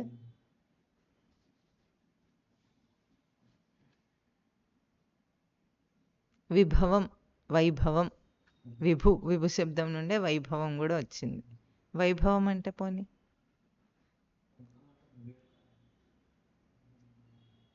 వైభవం అంటే మామూలుగా అయిన గొప్పతనం అని అర్థం. విభు అంటే విశేషేణ భవతి ఇది విభు, ప్రత్యేకంగా కలిగినది, విశేషంగా కలిగినదని అర్థం. లోకంలో వైభవం అన్న పదం ఎప్పుడు వాడతారంటే విశేషమైన స్థితిని అందుకున్నప్పుడు వాడి వైభవం అంటారు. వైభవం అన్న పదం ఎప్పుడు వాడతారు? విశేషమైన స్థితిని అందుకున్నప్పుడు, విశేషమైంది కలిగినప్పుడు. విభు శబ్దం నుండే వైభవం వచ్చింది. ఇక్కడ విభో, హే విభో అంటున్నారు. విభు అన్న పదానికి ఏమిటంటే ఈ వైభవం, విభుత్వం మనకు ఎక్కడ ఉంటుంది అంటే మనతోనే వెన్నంటుంటుంది. విభు లక్షణం ఎక్కడెక్కడ భ్రాంతి కలుగుతుందో అక్కడక్కడ విభు లక్షణం పక్కనే ఉంటుంది. భ్రాంతిని తొలగించే లక్షణం. ఇక్కడ సంసార సాగర నిమజ్జన ముహ్యమానం అన్నారు. ముహ్యమానం అంటే మోహమును పొందే ఉన్నానని అర్థం, మోహపు కొలతలో ఉన్నాడని అర్థం. ఇప్పుడు ఆ మోహపు కొలత తొలగటానికి మనకు కావాల్సింది ఏమిటి? విభు లక్షణం కావాలి. అయితే ఎట్లా ఉంది అంటే సృష్టి ఎట్లా రచించింది అంటే నీకు ఎక్కడ భ్రాంతి కలుగుతుందో అక్కడే భ్రాంతి తొలగటానికి అవకాశం కూడా అక్కడే పెట్టి ఉంటుందన్నమాట. మనం చూడటం మన నిపుణత్వం, మన నైపుణ్యం జీవితంలో, జీవించటంలో. అంటే ఉదాహరణకు సంసారం భ్రాంతి కలిగిస్తుంది. ఉదాహరణకు పెళ్లి చేసుకొని భార్య పిల్లల సంసారం అనుకుందాం కాసేపు. అది భ్రాంతినే కలిగిస్తుందా, బయటపడటానికి అవకాశాన్నే ఇస్తుందా? ఎట్లా ఇస్తుంది బయటపడటానికి అవకాశాన్ని? ఒక వ్యక్తికి ఇది చూసి నాది అన్న మమకారం కలగాలంటే అన్నిటికంటే ఎక్కువ దేహం మీద, దాని తర్వాత భార్య పిల్లల మీద ఉంటుంది. వస్తువుల మీద అంత ఉండదు, కొంత ఉంటుంది కానీ అంత ఉండదు. ఇప్పుడు భార్య పిల్లలు అనే వ్యక్తులు, జీవులు. అక్కడ వేరే వస్తువులు మనం వాడుకునేవి ఎటువంటి ఉంటాయి? వస్తువులు అంటే ఫోనో, మనం వాడుకునే పెన్నో, ఏదో కళ్ళజోడో, అటువంటి వస్తువులు ఉంటాయి. అవి జీవులు కాదు అక్కడ. ఇప్పుడు నా అన్న వస్తువు మీద భ్రాంతి విపరీతంగా ఒక జీవస్థానంలో ఉన్న వ్యక్తి వల్ల ఉంది మనకు. నిర్జీవమైన పదార్థం వల్ల లేదు, నిర్జీవమైన వాటి వల్ల లేదు, జీవుల వల్ల ఉంది ఎక్కువగా భ్రాంతి. అంతేనా? నాది కాదనేది వస్తువు మీద కంటే వ్యక్తి మీద ఉంది. ఇప్పుడు అక్కడ వ్యక్తి మీద కలిగిన ఆ భ్రాంతి పోవాలంటే మనకు అక్కడ ఎక్కువ అవకాశం, భ్రాంతి తొలగించుకోవటానికి సులభమైన అవకాశం. ఎందుకు? అక్కడ ఇంకో జీవుడు నేను అనుకునేవాడు ఉన్నాడు. ఇక్కడ ఒక వస్తువు ఉందంటే ఆ వస్తువు నాదన్నప్పుడు, ఆ కళ్ళజోడో ఏదో నాదే అన్నప్పుడు అది జీవం లేదు దానికి, నేననే అక్కడ లేదు దానికి, అది పూర్తిగా మన వశంలో ఉంది. కానీ ఇంకొక వ్యక్తి, వాడు కూడా నేను అన్న అంశంతో అక్కడ ఉన్నాడు. నువ్వెవరినైతే నా అంటున్నావో వాడు నేను అన్న అంశంతో అక్కడ ఉన్నాడు. వాడు ఏం చేయగలడు? నీకు భ్రాంతిని తొలగించే అవకాశాన్ని ఎట్లా ఇవ్వగలడంటే, నువ్వెంత నాది అంటే వాడు నేను నీది కాదు, నేనే అంటాడు. వాడు నువ్వు నావాడివి అన్నా తాత్కాలిక భ్రాంతిలో నేను నీకు నేను నాకు నువ్వు అని అనుకున్నా, నేనే అన్నట్టుగానే బ్రతకడం అనేది వాడు చేసి చూపిస్తాడు. జరుగుతుందా లేదా? అందుకే నా అన్న వాళ్ళ దగ్గరే బాధలు ఎక్కువ వస్తాయి. ఎందుకు? నాది చేసుకునే ప్రయత్నం చేశాం మనం. ఇప్పుడు ఈ కళ్ళజోడు ఉంది, దీన్ని నాదే అంటే అది ఏమనదు, సరే అంటుంది, వాడుకో అంటుంది. దీనివల్ల నాకేం గుణపాఠం రాదు. ఇది నాది అన్న భ్రాంతి దీని మీద నాకు కలిగినా నాకు గుణపాఠం రాదు దీనివల్ల. ఎందుకంటే అది అపోజ్ చేయట్లేదు దాన్ని. కానీ ఒక వ్యక్తిని నాదనుకున్నప్పుడు వాడు అపోజ్ చేస్తున్నాడు దాన్ని. నేనే నేను నీ స్థానంలో నీ వ్యక్తిని కాలేను నేను. నేను అన్న ఒక నా స్ఫురణ నాకుంది. ఈ సత్యము ఎక్కడెక్కడ ప్రవర్తిస్తుందో అంటే స్ఫురణ సత్యం. నేను అన్న స్ఫురణ ప్రవర్తించే సత్యం ఎక్కడెక్కడ ప్రవర్తిస్తుందో అక్కడక్కడ విభులక్షణం ఉంది. ఏమనుంది? నాది చేసుకునే ప్రయత్నాన్ని విఫలం చేస్తుంది. ఎందుకు? నీది నీకుంది. నీది నీకుండగా వేరే దాన్ని తెచ్చి నాదే అనలేవు నువ్వు. అక్కడ నేను అనే పలుకుతోంది, ఇక్కడ నేను అనే పలుకుతోంది. దాని మధ్యలో ఉన్న భ్రాంతిని తీసేస్తుంది అది. ఇందాక వాళ్ళు పెళ్లి చేసుకునే వాళ్ళు చెప్పారు కదా, ఇద్దరం కలిసి కళలను సాకారం చేసుకోవాలనుకున్న భ్రాంతి తొలగింపజేస్తుంది. ఎట్లా తొలగింపజేస్తుంది? నేనే అన్న స్ఫురణ ఎవరికి వాళ్ళకి ఉండగా నేనుకి ఇంకొకటి కల్పించటం భ్రాంతి అనేది ఆ స్ఫురణ నేనే తీసేస్తుంది. అది విభులక్షణం. అందుకే సంసారంలో చాలా తొందరగా జ్ఞానోదయం అవుతుంది. అటువంటి అవకాశాలు వస్తాయి, తొందరగా జ్ఞానోదయం అవుతుంది. ఎందుకంటే ఎక్కడికక్కడ తేల్చేస్తుంది, అది కాల్పో అంటుంది. ఒక ఇంటి మీద వ్యామోహం పెంచుకున్నామంటే ఇల్లు మననేం అపోజ్ చేయదు, నీ కర్మ పో అంటుంది, అది సరే అంటుంది, ఏమనదు, జడ వస్తువు. కానీ వ్యక్తి ఏం చేస్తాడు? ఎక్కడికక్కడ నీకు బుద్ధి వచ్చేటట్టు ప్రవర్తిస్తాడు వాడు. ఎందుకు? వాడి లోపల స్ఫురణ వాడే నిలుపుకుంటాడు, నీ లోపల స్ఫురణ నువ్వే నిలుపుకుంటావు కాబట్టి. ఇది జీవము ఎక్కడెక్కడ ఉందో అక్కడక్కడ విభులక్షణం ఉంది. జీవలక్షణం ఉన్న చోటనే విభులక్షణం ఉంది. అందుకే ఆ నేను అన్న విభులక్షణము తనను ఈ దర్శన స్పష్టతకు తీసుకొస్తుంది. దర్శనంలో స్పష్టత ఎవరు తీసుకొస్తున్నారు? విభులక్షణం తీసుకొస్తుంది. అంతటా నేను పలికి నీవు అనే భ్రాంతి రానివ్వదు, నాది అనే భ్రాంతి రానివ్వదు. ఈ రెండు భ్రాంతులు రాకుండా ప్రతి ప్రవర్తనలో మనకు తేటతెల్లం చేస్తుంది అంటారు. అంటే తెర తొలగించినట్టే. తేటతెల్లం అంటే తెర తొలగించిన. తర్వాత ఏమంటున్నారు? కరుణానిధి అంటున్నారు. కరుణానిధి అంటే మనకేం తెలుసు? అపారమైన కరుణా సాగరం. నిధి అంటే నిక్షిప్తమైన ధనం. నిధి అంటే మన డెఫినేషన్లో నిధి అంటే ధి అంటే డుధాయి ధారణ పోషణ ధాతు. నిధి అంటే నీ ప్రాపణి ధాతు. పొందిన ధారణ నిధి. పొందిన ధారణ నిధి. అది ఎటువంటి నిధి అంటే ఇప్పుడు కరుణానిధి. కరుణ అనే పొందిన ధారణ. కరుణ అంటే దయ, జాలి ఇలాంటివి అనుకుంటాం మనం. కరుణ అంటే కృ విక్షేపే ధాతు. విక్షేపం అంటే ఒక ప్రేరణ. ప్రతి వ్యక్తిలో లోపల నుండి ఒక ప్రేరణ ఉంది. విక్షేపం కలగటం అంటాం. అసలు మనం ఏ పనినైనా ఎందుకు చేస్తాం ప్రేరణ లేకుండా? చేయలేం. ప్రేరణ ఉంది కాబట్టి చేస్తున్నాం. ఏ ప్రేరణ ఉంది? ఆ పని చేయటానికి ప్రేరణ ఉందా? ప్రవర్తనకు ప్రేరణ ఉందా?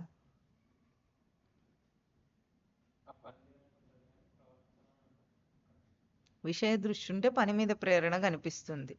అట్లా కాదు. ప్రేరణ అనేది ఎవరికి తెలుస్తుందంటే విషయ విలక్షణంగా కర్మను ఆచరించాలి వాడు. ఎందుకంటే ఏదో ఒక ప్రవర్తన చేస్తే గాని తన ఉనికిని గుర్తించని స్థితిలో ఉన్నవాడు ఆ ప్రవర్తన చేసుకుంటూ ఉంటాడు. ఆ ప్రేరణ వాడికి వస్తూ ఉంటుంది. చెయ్యి చేసి చూసుకో, చెయ్యి చేసి చూసుకో. అది ఎవరికి పోతుంది? పూర్ణం ఎవరికి అవుతుంది? చేయకుండా కూడా చూసుకుంటానంటే ఇంకా చేసే ప్రేరణ ఆగిపోతుంది. ఇది కరుణ. ఆ కరుణ ఎటువంటి ధారణ అంటే తనకు పొందిన ధారణ. ప్రతి మనిషికి కూడా ప్రేరణ కలుగుతుంది లోపల. ఆ ప్రేరణ ఏమిటి? జీవుడి ఉద్యమం. అది ఇందాక మనం ఏం చెప్పుకున్నాము? జీవుడి ఉద్యమమే సాగుతుంది కానీ ఇక్కడ ఎవరైతే దేహంతో తిరగాడుతున్నాడో పేరు పెట్టుకుని నామరూపాలతో వాడు ఉద్యమం సాగట్లేదు. జీవుడు ఎందుకు వచ్చాడో వాడు ఉద్యమం సాగుతుంది. వచ్చినవాడు ఏం చేస్తాడు? మనం ఎందుకు వచ్చామో ఆ పని చేసుకోవాలా లేదా? మార్కెట్కి వచ్చినప్పుడు ఎందుకు వచ్చాము? ఏదో కొనుక్కోవడానికి వచ్చా. ముందు దాని ఎంక్వైరీ చేయాలి దిక్కులు చూడకుండా. ఉన్నవన్నీ వేరే వేరే షాపులన్నీ తిరిగి అసలు మనం ఏం కొనుక్కోవడానికి వచ్చామో అది మర్చిపోయి ఎగ్జిబిషన్లో తప్పిపోయినట్టు కాకుండా స్పష్టంగా తెలిసిన వాడు ఏ షాప్కి వెళ్ళాలో, ఎందుకు వచ్చాడో ఆ మార్కెట్కి అసలు ఎందుకు వచ్చామో అందుకు వెళ్ళాలి. ఈరోజు మనకు సూపర్ మార్కెట్లలో తెలుస్తుంది బాగా అది. డీ మార్ట్లు, ఆ మార్ట్లు, ఈ మార్ట్లు ఉంటాయి చూసారా? వాడు కొనుక్కోవడానికి వచ్చింది టీ పౌడర్. బుట్ట పట్టుకొని తయారవుతాడు. ఇంత పెద్ద బుట్టిస్తారు. టీ పౌడర్కి అంత పెద్ద బుట్ట ఎందుకు? అదే ముహ్యమానం అనమాట. మోహం మోహం రావటానికి వాడు వచ్చింది ఒకటే వస్తువు కొనుక్కోవడానికి. అయితే బుట్ట ఎందుకు నాకు? నేరుగా కౌంటర్ దగ్గరికి వెళ్ళి ఆ టీ పౌడర్ తీసుకొని నేరుగా కౌంటర్ దగ్గరికి వచ్చి బిల్లు కట్టచ్చు. చాలా సులభం అయిపోతుంది వాడికి అది. అట్లా జన్మకు వచ్చిన వాడు ముక్తి సాధన చేస్తే అయిపోతుంది. కానీ వీడేం చేస్తాడు? బుట్ట పట్టుకొని వస్తాడు. ఒక్కొక్కసారి ట్రాలీ కూడా తెచ్చుకుంటాడు. బుట్ట అంటే చిన్నది, ట్రాలీ ఇంకా పెద్దది. అప్పుడు అట్లా దిక్కులు చూసుకుంటూ వెళ్తుంటాడు. వెళ్ళేటప్పుడు మొట్టమొదటి కౌంటర్స్ అన్ని ఎట్లాంటివి ఉంటాయంటే అట్రాక్టివ్ వస్తువులన్నీ మొట్టమొదటి కౌంటర్లలో పెడతారనమాట. ఆఫర్ ఆఫర్ ఆఫర్, ఎక్కడ చూసినా ఆఫర్ ఉంటుంది. అక్కడ నిలబడి ఆఫర్ క్యాలిక్యులేట్ చేసుకునే లోపల వాడికి దిగ్భ్రాంతి రావాలి. ఎంత ఫ్రీగా ఇస్తున్నాడో వాడు క్యాలిక్యులేట్ చేసుకోవాలి. అక్కడ ఎంత రేట్ ఉందో చూసుకోవాలి. అది చేసుకునే లోపల వీడు ఎందుకు వచ్చాడో మర్చిపోతాడు. మర్చిపోయి టీ పౌడర్ తీసుకోకుండా ఏమేమో చూస్తే ఆఫర్లో ఉన్న అన్ని వస్తువులు వాడు బుట్టలో ఉంటాయి. ఇప్పుడు తీసుకుని కౌంటర్ దగ్గరికి వెళ్తాడు, ఇంటికి కూడా వెళ్తాడు. టీ పౌడర్ మాత్రం కొనుక్కోలేదు ఇంతకు. అది మనిషికి ముఖ్యమానం. దానికి విరుగుడేమిటి? కరుణా లక్షణం. తన లోపలున్న ప్రేరణ తనకు తెలిస్తే నేను వచ్చిన పని నేను తొందరగా చేసుకోవాలి, ఇది నాకు నిత్య ధారణగా నిలిచి ఉంటే ఆ కరుణానిధి లక్షణం తన లోపలున్న ప్రేరణనే తనను దాని నుండి దాటిచ్చేస్తుంది. అందుకే సాధకుడికి ముందు తన మీద తనకు కరుణ ఉండాలి, పక్కవాడి మీద తర్వాత సంగతి. నువ్వు అనుకునే దయాజాలి కాదు కరుణ అంటే. ఏమిటో చేసుకో, నువ్వు నీ సాధన నువ్వు చేస్తున్నావా? వేరే అన్ని పట్టించుకుంటున్నావా? వేరేవన్నీ వదిలేయి. నీ సాధనేమో నువ్వు చూడు. వాడేమవుతున్నాడు, వీడేమవుతున్నాడు, అదేమవుతుంది, ఇదేమవుతుంది కాదు. నీ సాధన అనేది అయిందా? అది ముఖ్యం. ఎంత సంసారంలో మునిగి ఉన్నా, ఎంత సాధన చేస్తున్నాననుకున్నా కూడా తన ప్రేరణ, తన లక్ష్యం తను దాటకుండా ఉండాలి. ఎప్పుడు అది తనకు జీవుడి లక్ష్యం. తన లక్ష్యం అంటే ఎవరి లక్ష్యం? ఇప్పుడు జీవుడి లక్ష్యం. వాడెందుకు జన్మకు వచ్చాడో, ఇంత కష్టపడి మానవ జన్మను ఎందుకు తెచ్చుకున్నాడో, 84 లక్షల జీవరాశుల గర్భాల ప్రవర్తనల్లో జరిగిన అన్ని అనుభవాలు తనలో ఎట్లా ఉన్నాయో ఆ అనుభవపు దృష్టి పెట్టుకొని ఈరోజు మానవ జన్మను సార్థకం చేసుకోవటానికి ముందుకెళ్ళాలి. అందుకే స్వామి వీటన్నిటికీ ఒక పరిష్కారంగా ఏం చెప్పాడు? భగవద్గీత ముక్తాయింపు వాక్యం, సర్వధర్మాన్ పరిత్యజ్య మామేకం శరణం వ్రజ అహం త్వా సర్వపాపేభ్యః మోక్షయిష్యామి మా శుచః.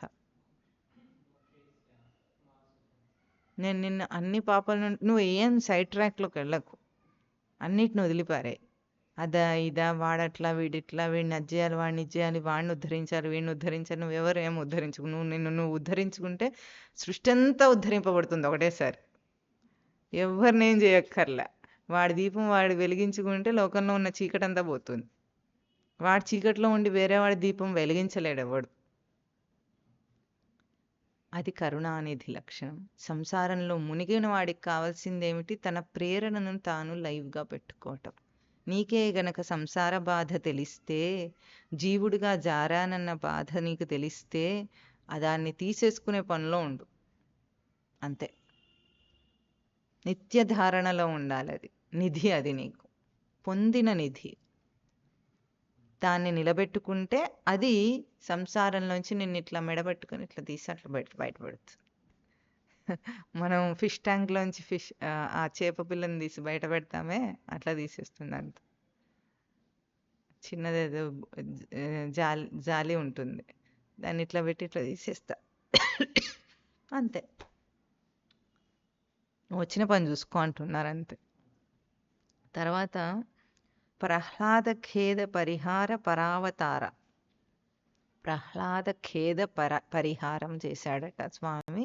పరావతారం అంటున్నారు. పరావతారం అంటే దాటించే అవతారం. ఎట్లా దాటించారు? తన పాలనను పూర్ణత్వానికి తీసుకెళ్లి దాటించేశారు. అవతారయతి అంటే రక్షించి దాటించాడని అర్థం. తారం అంటే దాటుట, తరతి అంటే దాటుట, తారయతి అంటే దాటించుట. అవతార విశేషం స్వామికి చెప్పుకున్నప్పుడు అదేం చేస్తుంది? మనను దాటించే లక్షణం. అవతారం ఏం చేసింది? మన పాలన సాధన చేసి పాలన చేసుకుని చాలు, ఇంకా దాటయ్య అన్నది. ఒక్క దూకు అన్నది, దూకేస్తాం. అయితే ప్రహ్లాదుడికి ఖేదం వచ్చిందట. ఆ ఖేదాన్ని పరిహారం చేశాడట స్వామి అంటున్నారు. ప్రహ్లాదుడికి ఏం ఖేదం వచ్చింది? ప్రహ్లాద చరిత్ర మనకు తెలుసు కదా. చెప్పండి, ప్రహ్లాదుడికి ఏం ఖేదం వచ్చింది? ఆయనకు అసలు ఖేదమే రాలేదు చరిత్రలో. కానీ ఒక ఖేదం వచ్చింది ఆయనకి. ఏం ఖేదం అంటే, మా తండ్రి గారికి చాలా అజ్ఞానం ఉంది, దాన్ని తీసేయమన్నాడు స్వామి. ప్రహ్లాదుణ్ణి నానా రకాలుగా హింసపెట్టి చంపడానికి ప్రయత్నం చేస్తుంటే ఒక్కసారి కూడా నన్ను రక్షించమని అడగలేదు ప్రహ్లాదు. మా నాన్నగారు అజ్ఞానం చేత నిన్ను దూషిస్తున్నారు, ఆయనకు కొంచెం జ్ఞానోదయం చేయ అన్నారు. ఇప్పుడు ప్రహ్లాద ఖేదం అంటే హిరణ్యకశిపుణ్ణి సంహరించటం. అంతేగాని ప్రహ్లాదుడికి ఖేదమే లేదు. నిత్య నారాయణ స్మరణలో మునిగి ఉన్నవాడికి అసలు ఎప్పుడూ కూడా నారాయణ స్మరణ విడిచిపెట్టని వాడికి ఖేదం అనేది రానే రాదు. అయితే ఆ ఖేదం అది ఆ ప్రహ్లాదుడి యొక్క ఖేదము హిరణ్యకశిపుడి మీద ఎట్లాగో తనయందు ఒక ప్రహ్లాద అంశము హిరణ్యకశిప అంశం వాడిలో ఉంటుంది. ఏం చేస్తుంటుంది అంటే, ఒకటేమో సంసారంలోంచి దాటటానికి సవ్యమైన మార్గంలో మనిషి కృషి చేస్తూ ఉంటాడు. వాడిలోనే ఇంకొక అంశం ఏం చేస్తూ ఉంటుంది? సంసారంలో మునిగేటట్టుగా చేస్తూ ఉంటుంది వాడిని. రెండు వాళ్ళలోనే ఉంటాయి. అంటే మనము సముద్రంలో నావ నడిపిస్తున్నాం అనుకోండి, తెడ్డు వేస్తున్నాం. ఒకసారి ఇటు తెడ్డు వేస్తున్నాం, ఒకసారి అటు తెడ్డు వేస్తున్నాం. అప్పుడు నావ ఎక్కడుంటుంది? అక్కడే ఉంటుంది, అంతే. ఒకసారి ఏం చేస్తున్నాం మనము? సంసారంలోంచి బయటపడటానికి, దాటడానికి, ముందుకెళ్ళడానికి ఒక తెడ్డేస్తాడు. భక్తి గిక్తి అంటుంటాడు అప్పుడప్పుడు. ఇంకొకసారి ఏం చేస్తాడు? మా ఇల్లు, నా సంసారము, నా పిల్లలు అనుకో అట్నుండి తెడ్డేస్తాడు. ఒకటి ఇటేస్తాడు, ఒకటి అట్టేస్తాడు, ఒకటి ఇటేస్తాడు, ఒకటి అట్టేస్తాడు. అది ఖేదం, అంతే. అంతే కదా. మఠానికి వస్తూనే ఉంటారు, టపుక్కున ఇంట్లో ఏదో అవ్వగానే ఏం చేస్తారు? ఇంటికి వెళ్ళిపోతాడు, ఎక్కడక్కడ బారేసి. మళ్ళీ అక్కడ బాగా జ్ఞానోదయం అయిన తర్వాత, అదంతా సద్దుమణిగిన తర్వాత గుర్తొస్తుంది, అయ్యో ఎంత దోషం చేశాను అనుకోని. కానీ వెళ్ళేటప్పుడు అదంతా ఉండదు వీడికి. ఎక్కడెక్కడ బారేసి వెళుతున్నప్పుడు వాడికి గుర్తురాదు.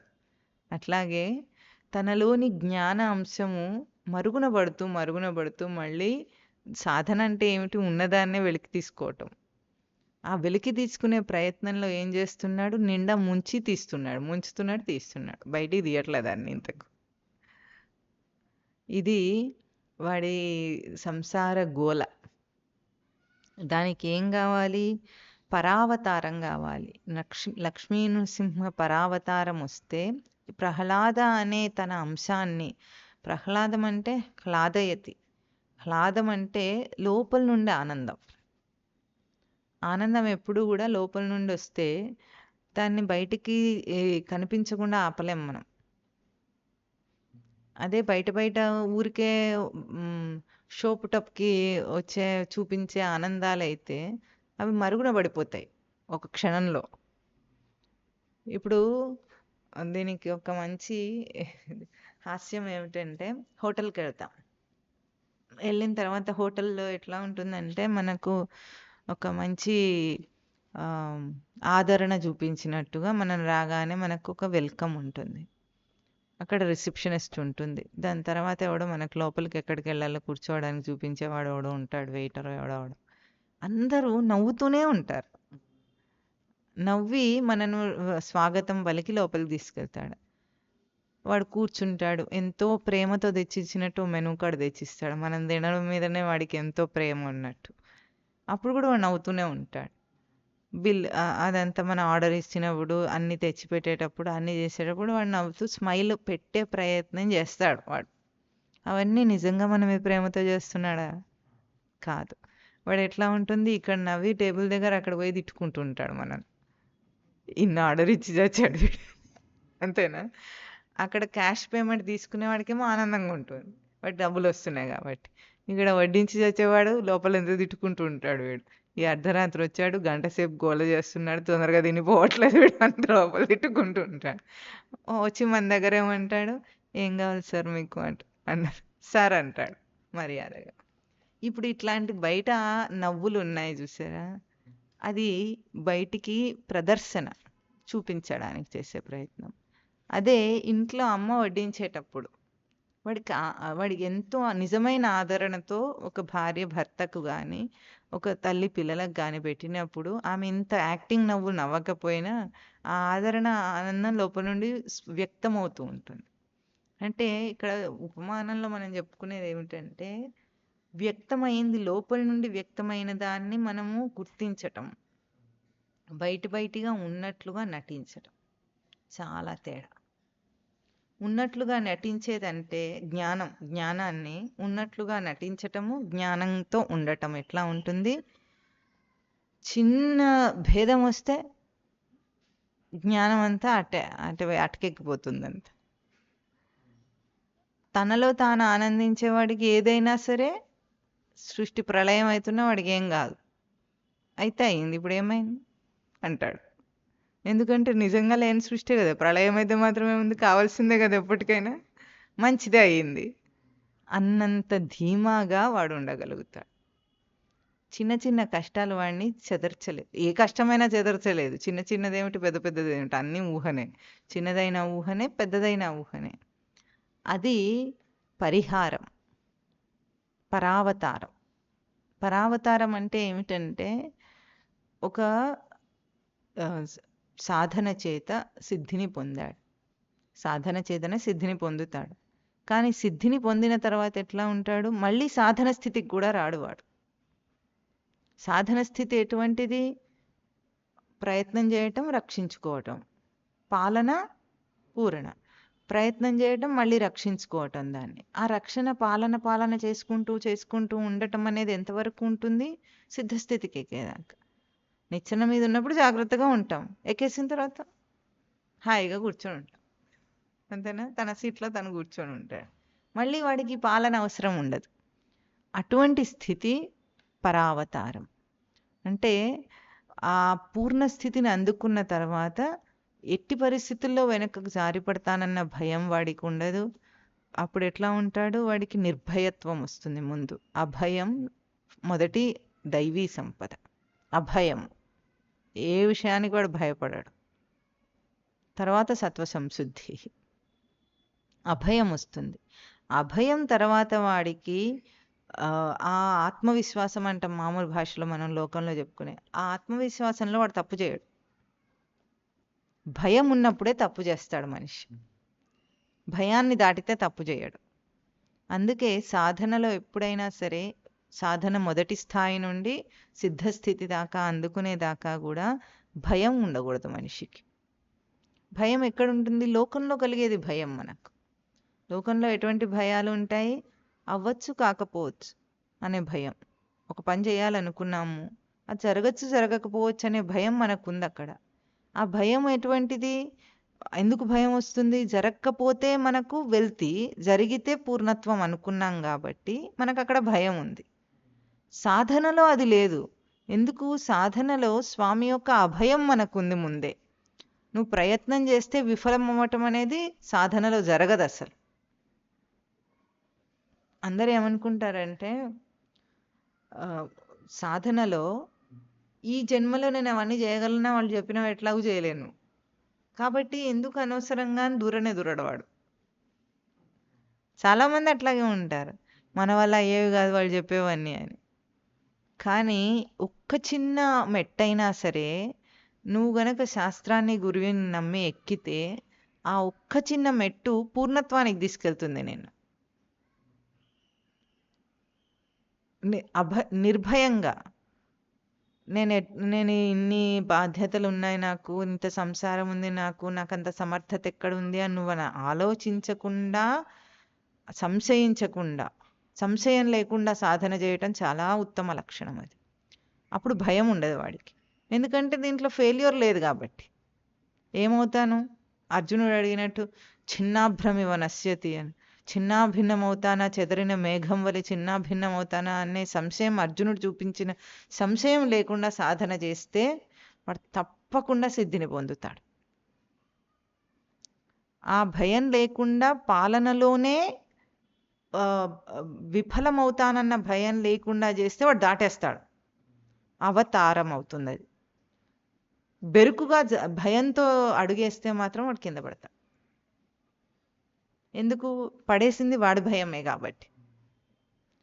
అవతారం ఎప్పుడవుతుందంటే ప్రతి చిన్న అంశంలో నువ్వు పూర్ణత్వాన్ని అందుకొని ఇదే ముక్తి అనుకో, అంతే. ఇది ఒకటి చేస్తే ముక్తి వస్తుందంటే వస్తుంది. అదే ముక్తి. దేనికి ముక్తి? ఆ చిన్న విషయంలో ముక్తి, అంతే. బంధం చిన్న విషయంలో ఉన్నప్పుడు ముక్తి కూడా అదే విషయంలో వస్తుంది. అంటే ఎట్లాంటిది ఇది ముక్తి అంటే? కట్టగట్ట ఒకసారి వచ్చేది కాదు. చిన్న చిన్న అంశాల్లో నువ్వు విడుదలను పొందుతూ వెళ్ళిపోతూ ఉంటావు. హర్డిల్ రేస్ ఉంటుంది, చూసారు ఎప్పుడైనా? హర్డిల్ రేస్ అంటే హర్డిల్స్ ఉంటాయి. రన్నింగ్ రేసే, పరిగెత్తుతుంటాడు పందెంలో, మధ్యలో అడ్డంకులు ఉంటాయి, దాన్ని దాటుకుంటూ వెళ్ళాలి. ఒక్కసారి ఒక హర్డిల్ని దాటేస్తే వాడు ఏమయ్యాడు? దాటిన వాడయ్యాడు, అంతేనా? మొత్తం అయిపోలేదు, కానీ అక్కడికక్కడ దాన్ని దాటినవాడు అయ్యాడా లేదా? అంతే.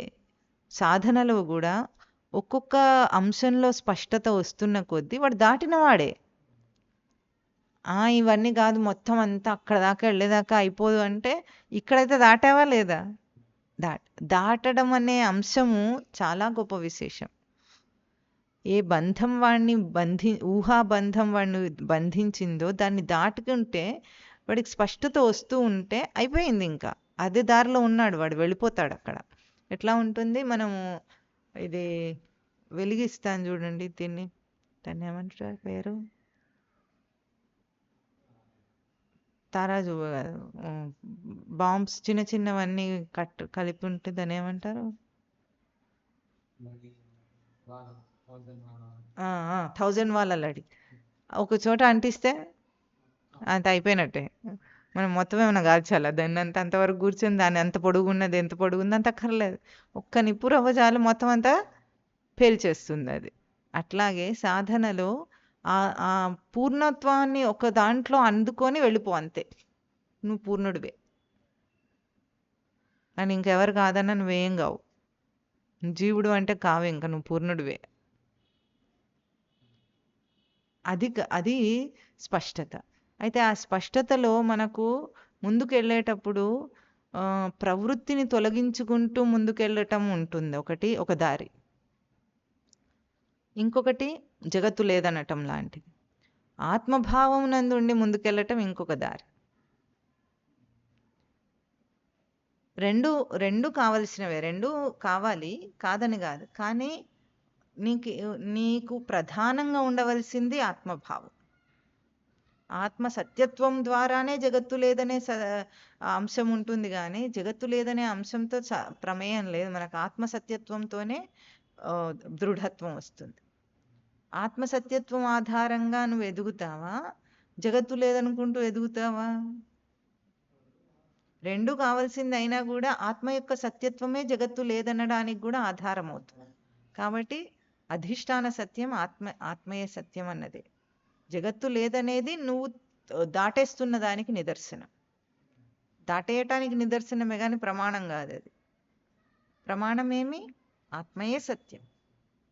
ఆత్మయే సత్యం కానీ ఆత్మ కంటే విడిగా భాషించే ప్రవృత్తి కానీ జీవభావం కానీ ఇంకేవి సత్యం కాదు. వాటిని ఆధారంగా చేస్తే ఎట్లా ఉంటుంది? పాముని చంపాల్సి వస్తుంది. పాముని చంపటము జరగని పని. ఎప్పటిదాకా? తాడే సత్యం అని తెలుసుకునేదాకా.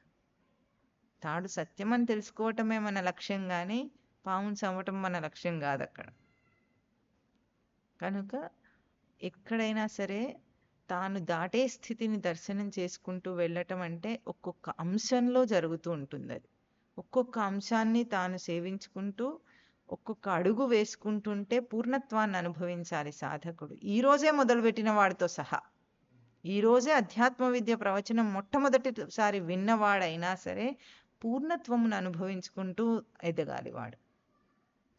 పూర్ణత్వమును అనుభవించటం ఎట్లా ఉంటుంది? అప్పటికప్పుడు పరమస్వామి వారు చెప్పిన ఉపమానం చాలా బాగుంటుంది. ఇక్కడ ఏమిటి, తల్లి దగ్గర పాలు తాగే బిడ్డ ఆకలి తీరటానికి పాలు ఇక్కడ దాగి అక్కడికి వెళ్ళి ఆనందించదు, ఒక్కొక్క గుటకను ఆనందిస్తుంది. ఒక్కొక్క గుటక ఆనందిస్తుంటూ, అంటే మనం ఆకలేస్తుంటే ఒక్కొక్క ముద్ద మనకి ఎంత ముఖ్యమైందో సాధనలో ఎదిగేవాడికి ప్రతి అంశం కూడా అంత ముఖ్యమైంది. ఒక్కొక్క ముద్దకి ఆకలి తీరిందా లేదా? అంత తిన్న తర్వాత తీరిందా? తీరింది. ఆ ఒక్కొక్క ముద్దకి ఎట్లా తీరిందో ఒక్కొక్క అంశంలో నువ్వు ముక్తిని అనుభవించు. అది పరావతారం. ఒక్కొక్క ఆ అంశంలో ముక్తుడినయ్యా, ఆ అంశంలో ముక్తుడినయ్యా, నేను ముక్తుడినయ్యా, ముందుకెళ్ళు. భ్రాంతి తొలగిపోతుంది. ఏ మోహం ఆవరించిందో కంటికి, ఒక్కొక్క సాధనాంశంలో నేను ఎదుగుతూ ఉంటే నేను ముక్తిని అనుభవిస్తున్నా. అప్పుడైనా అయిపోయింది అని కాదు, అప్పుడైనా కాదు, ఇప్పుడే అయిపోయింది నాది. అంత దృఢత్వం ఉండాలి జీవుడికి, సాధకుడికి. అప్పుడే వాడు ఆ బ్రహ్మస్వరూపాన్ని దర్శనం చేయగలుగుతాడు, కానీ లేకపోతే దర్శనం చేయలేడు.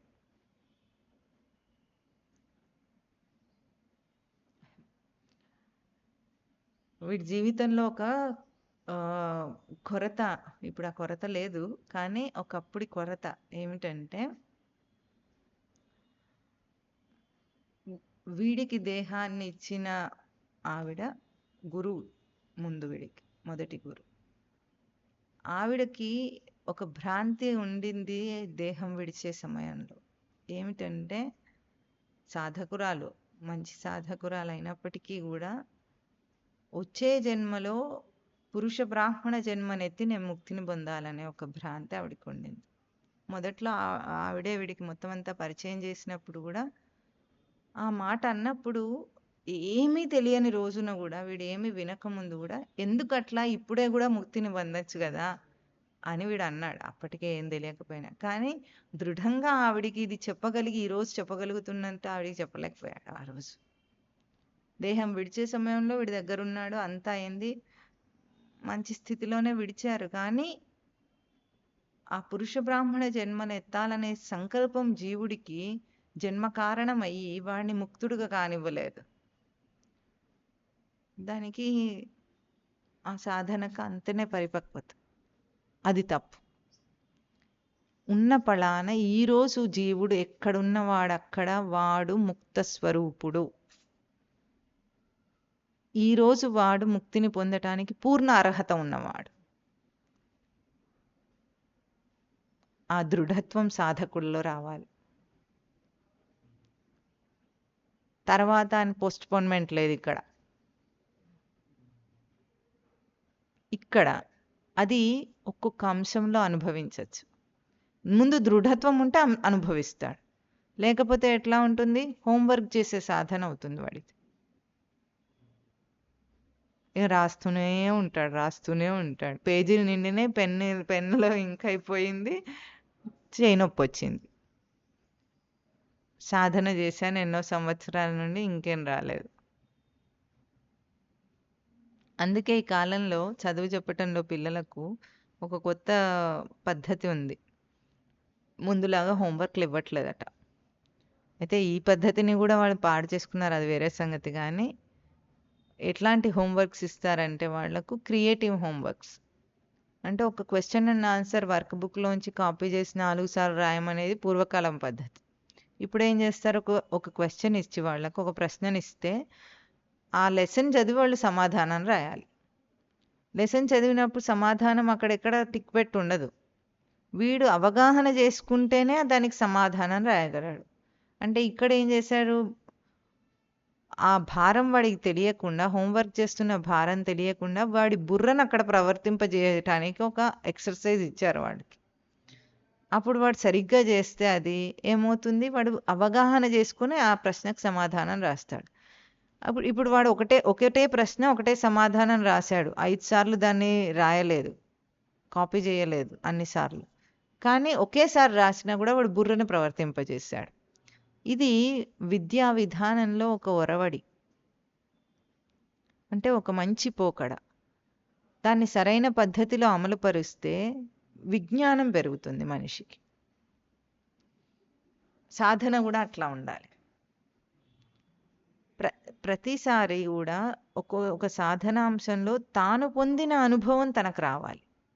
అంటే అవగాహన ఇప్పుడు పాఠం చదివి ఆ ప్రశ్నకు సమాధానాన్ని ఎట్లాగైతే దాంట్లోంచి ఎంచుకుని వాడు రాయగలుగుతున్నాడో, అట్లాగే మనం శ్రవణం చేసిన దాని నుండి, మనం చదివిన దాని నుండి, గ్రంథంలో చదివిన దాన్ని కానీ శ్రవణం చేసిన దాన్ని కానీ మన సాధనాంశంలో అవగాహనగా దాన్ని తీసుకొని ఒక అనుభూతిని పొందగలగాలి. అంటే మనకు అన్వయించుకోకపోతే అది వృధా అవుతుంది.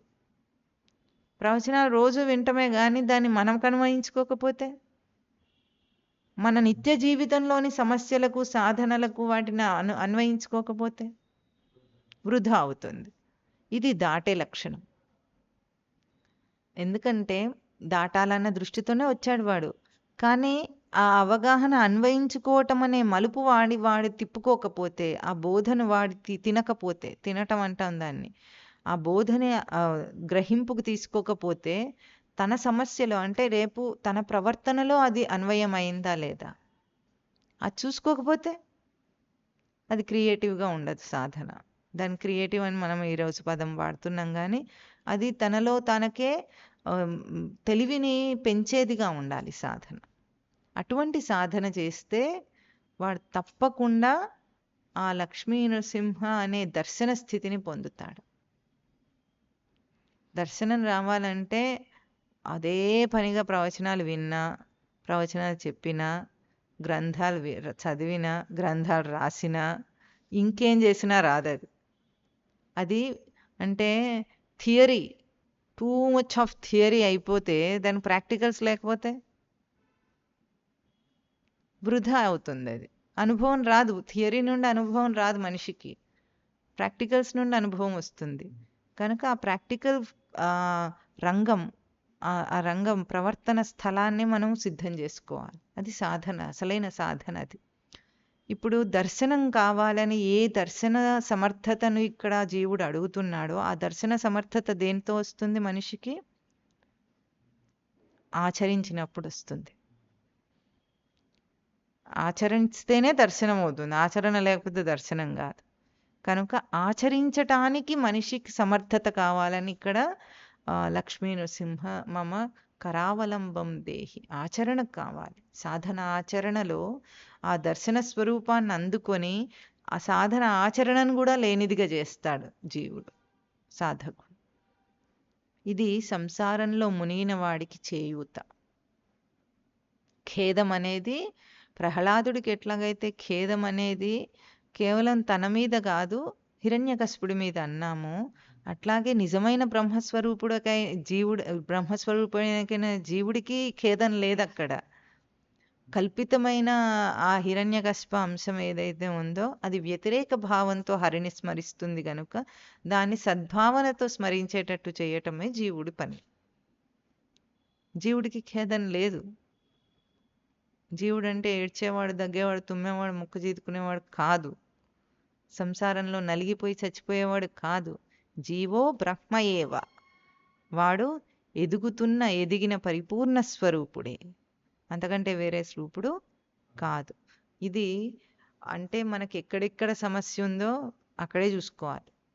దీని లోకంలో ఏం చెప్తారు, ఎక్కడ పోగొట్టుకున్నావో అక్కడే వెతుక్కో అంటారు, అంతేనా? అట్లాగే ఎక్కడ భ్రాంతి కలిగిందో అక్కడే నీకు విభు లక్షణం ఉంది, అక్కడనే కరుణానిధి లక్షణం ఉంది, అక్కడే పరావతార లక్షణం ఉంది, లక్ష్మీ నృసింహ లక్షణం ఉంది. అన్ని లక్షణాలు అక్కడే ఉన్నాయి. కాస్త కళ్ళు పెట్టి చూడు, ఇంతే. ఇది మనిషికి దాటటానికి సులభమైన ఉపాయం. ఇంకా మనం ఏం కష్టపడక్కర్లేదు, దానికి నానా రభస పడక్కర్లేదు సాధన అంటే. అందుకే సాధన ఎప్పుడు ఎట్లా ఉండాలి? ఒకటే సూత్రం, సరళంగా ఉండాలి, సహజంగా ఉండాలి. చెప్పండి. సంసార దావ దహనాకుల భీకరోగ్ర జ్వాలావలీభిర్ అభిదగ్ధ తనూరుహస్య.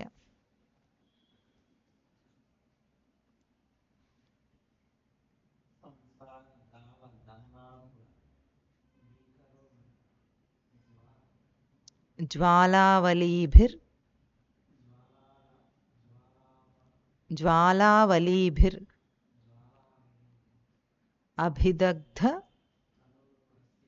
తనూరుహస్య త్వత్పాదయుగ్మ సరసీరుహ మస్తకస్య.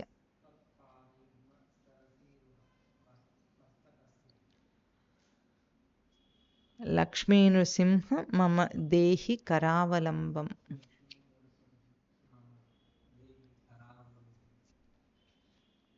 సంసారసాగర నిమజ్జన ముహ్యమానం దీనం విలోకయ విభో కరుణానిధే మాం.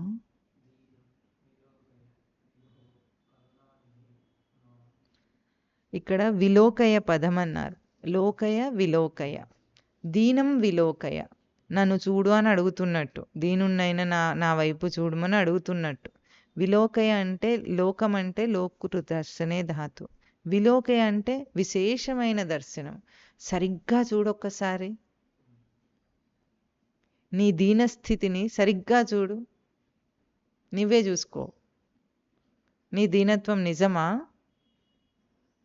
కాదు.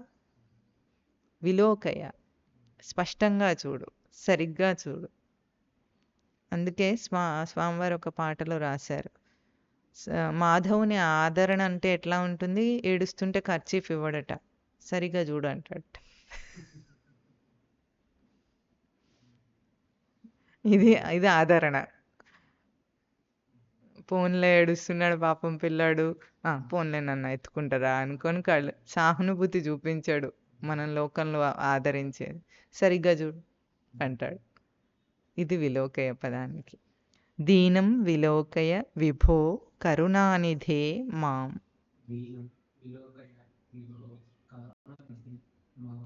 ప్రహ్లాద ఖేద పరిహార పరావతార లక్ష్మీ నృసింహ మమ దేహి కరావలంబం. ఓం తత్ సత్.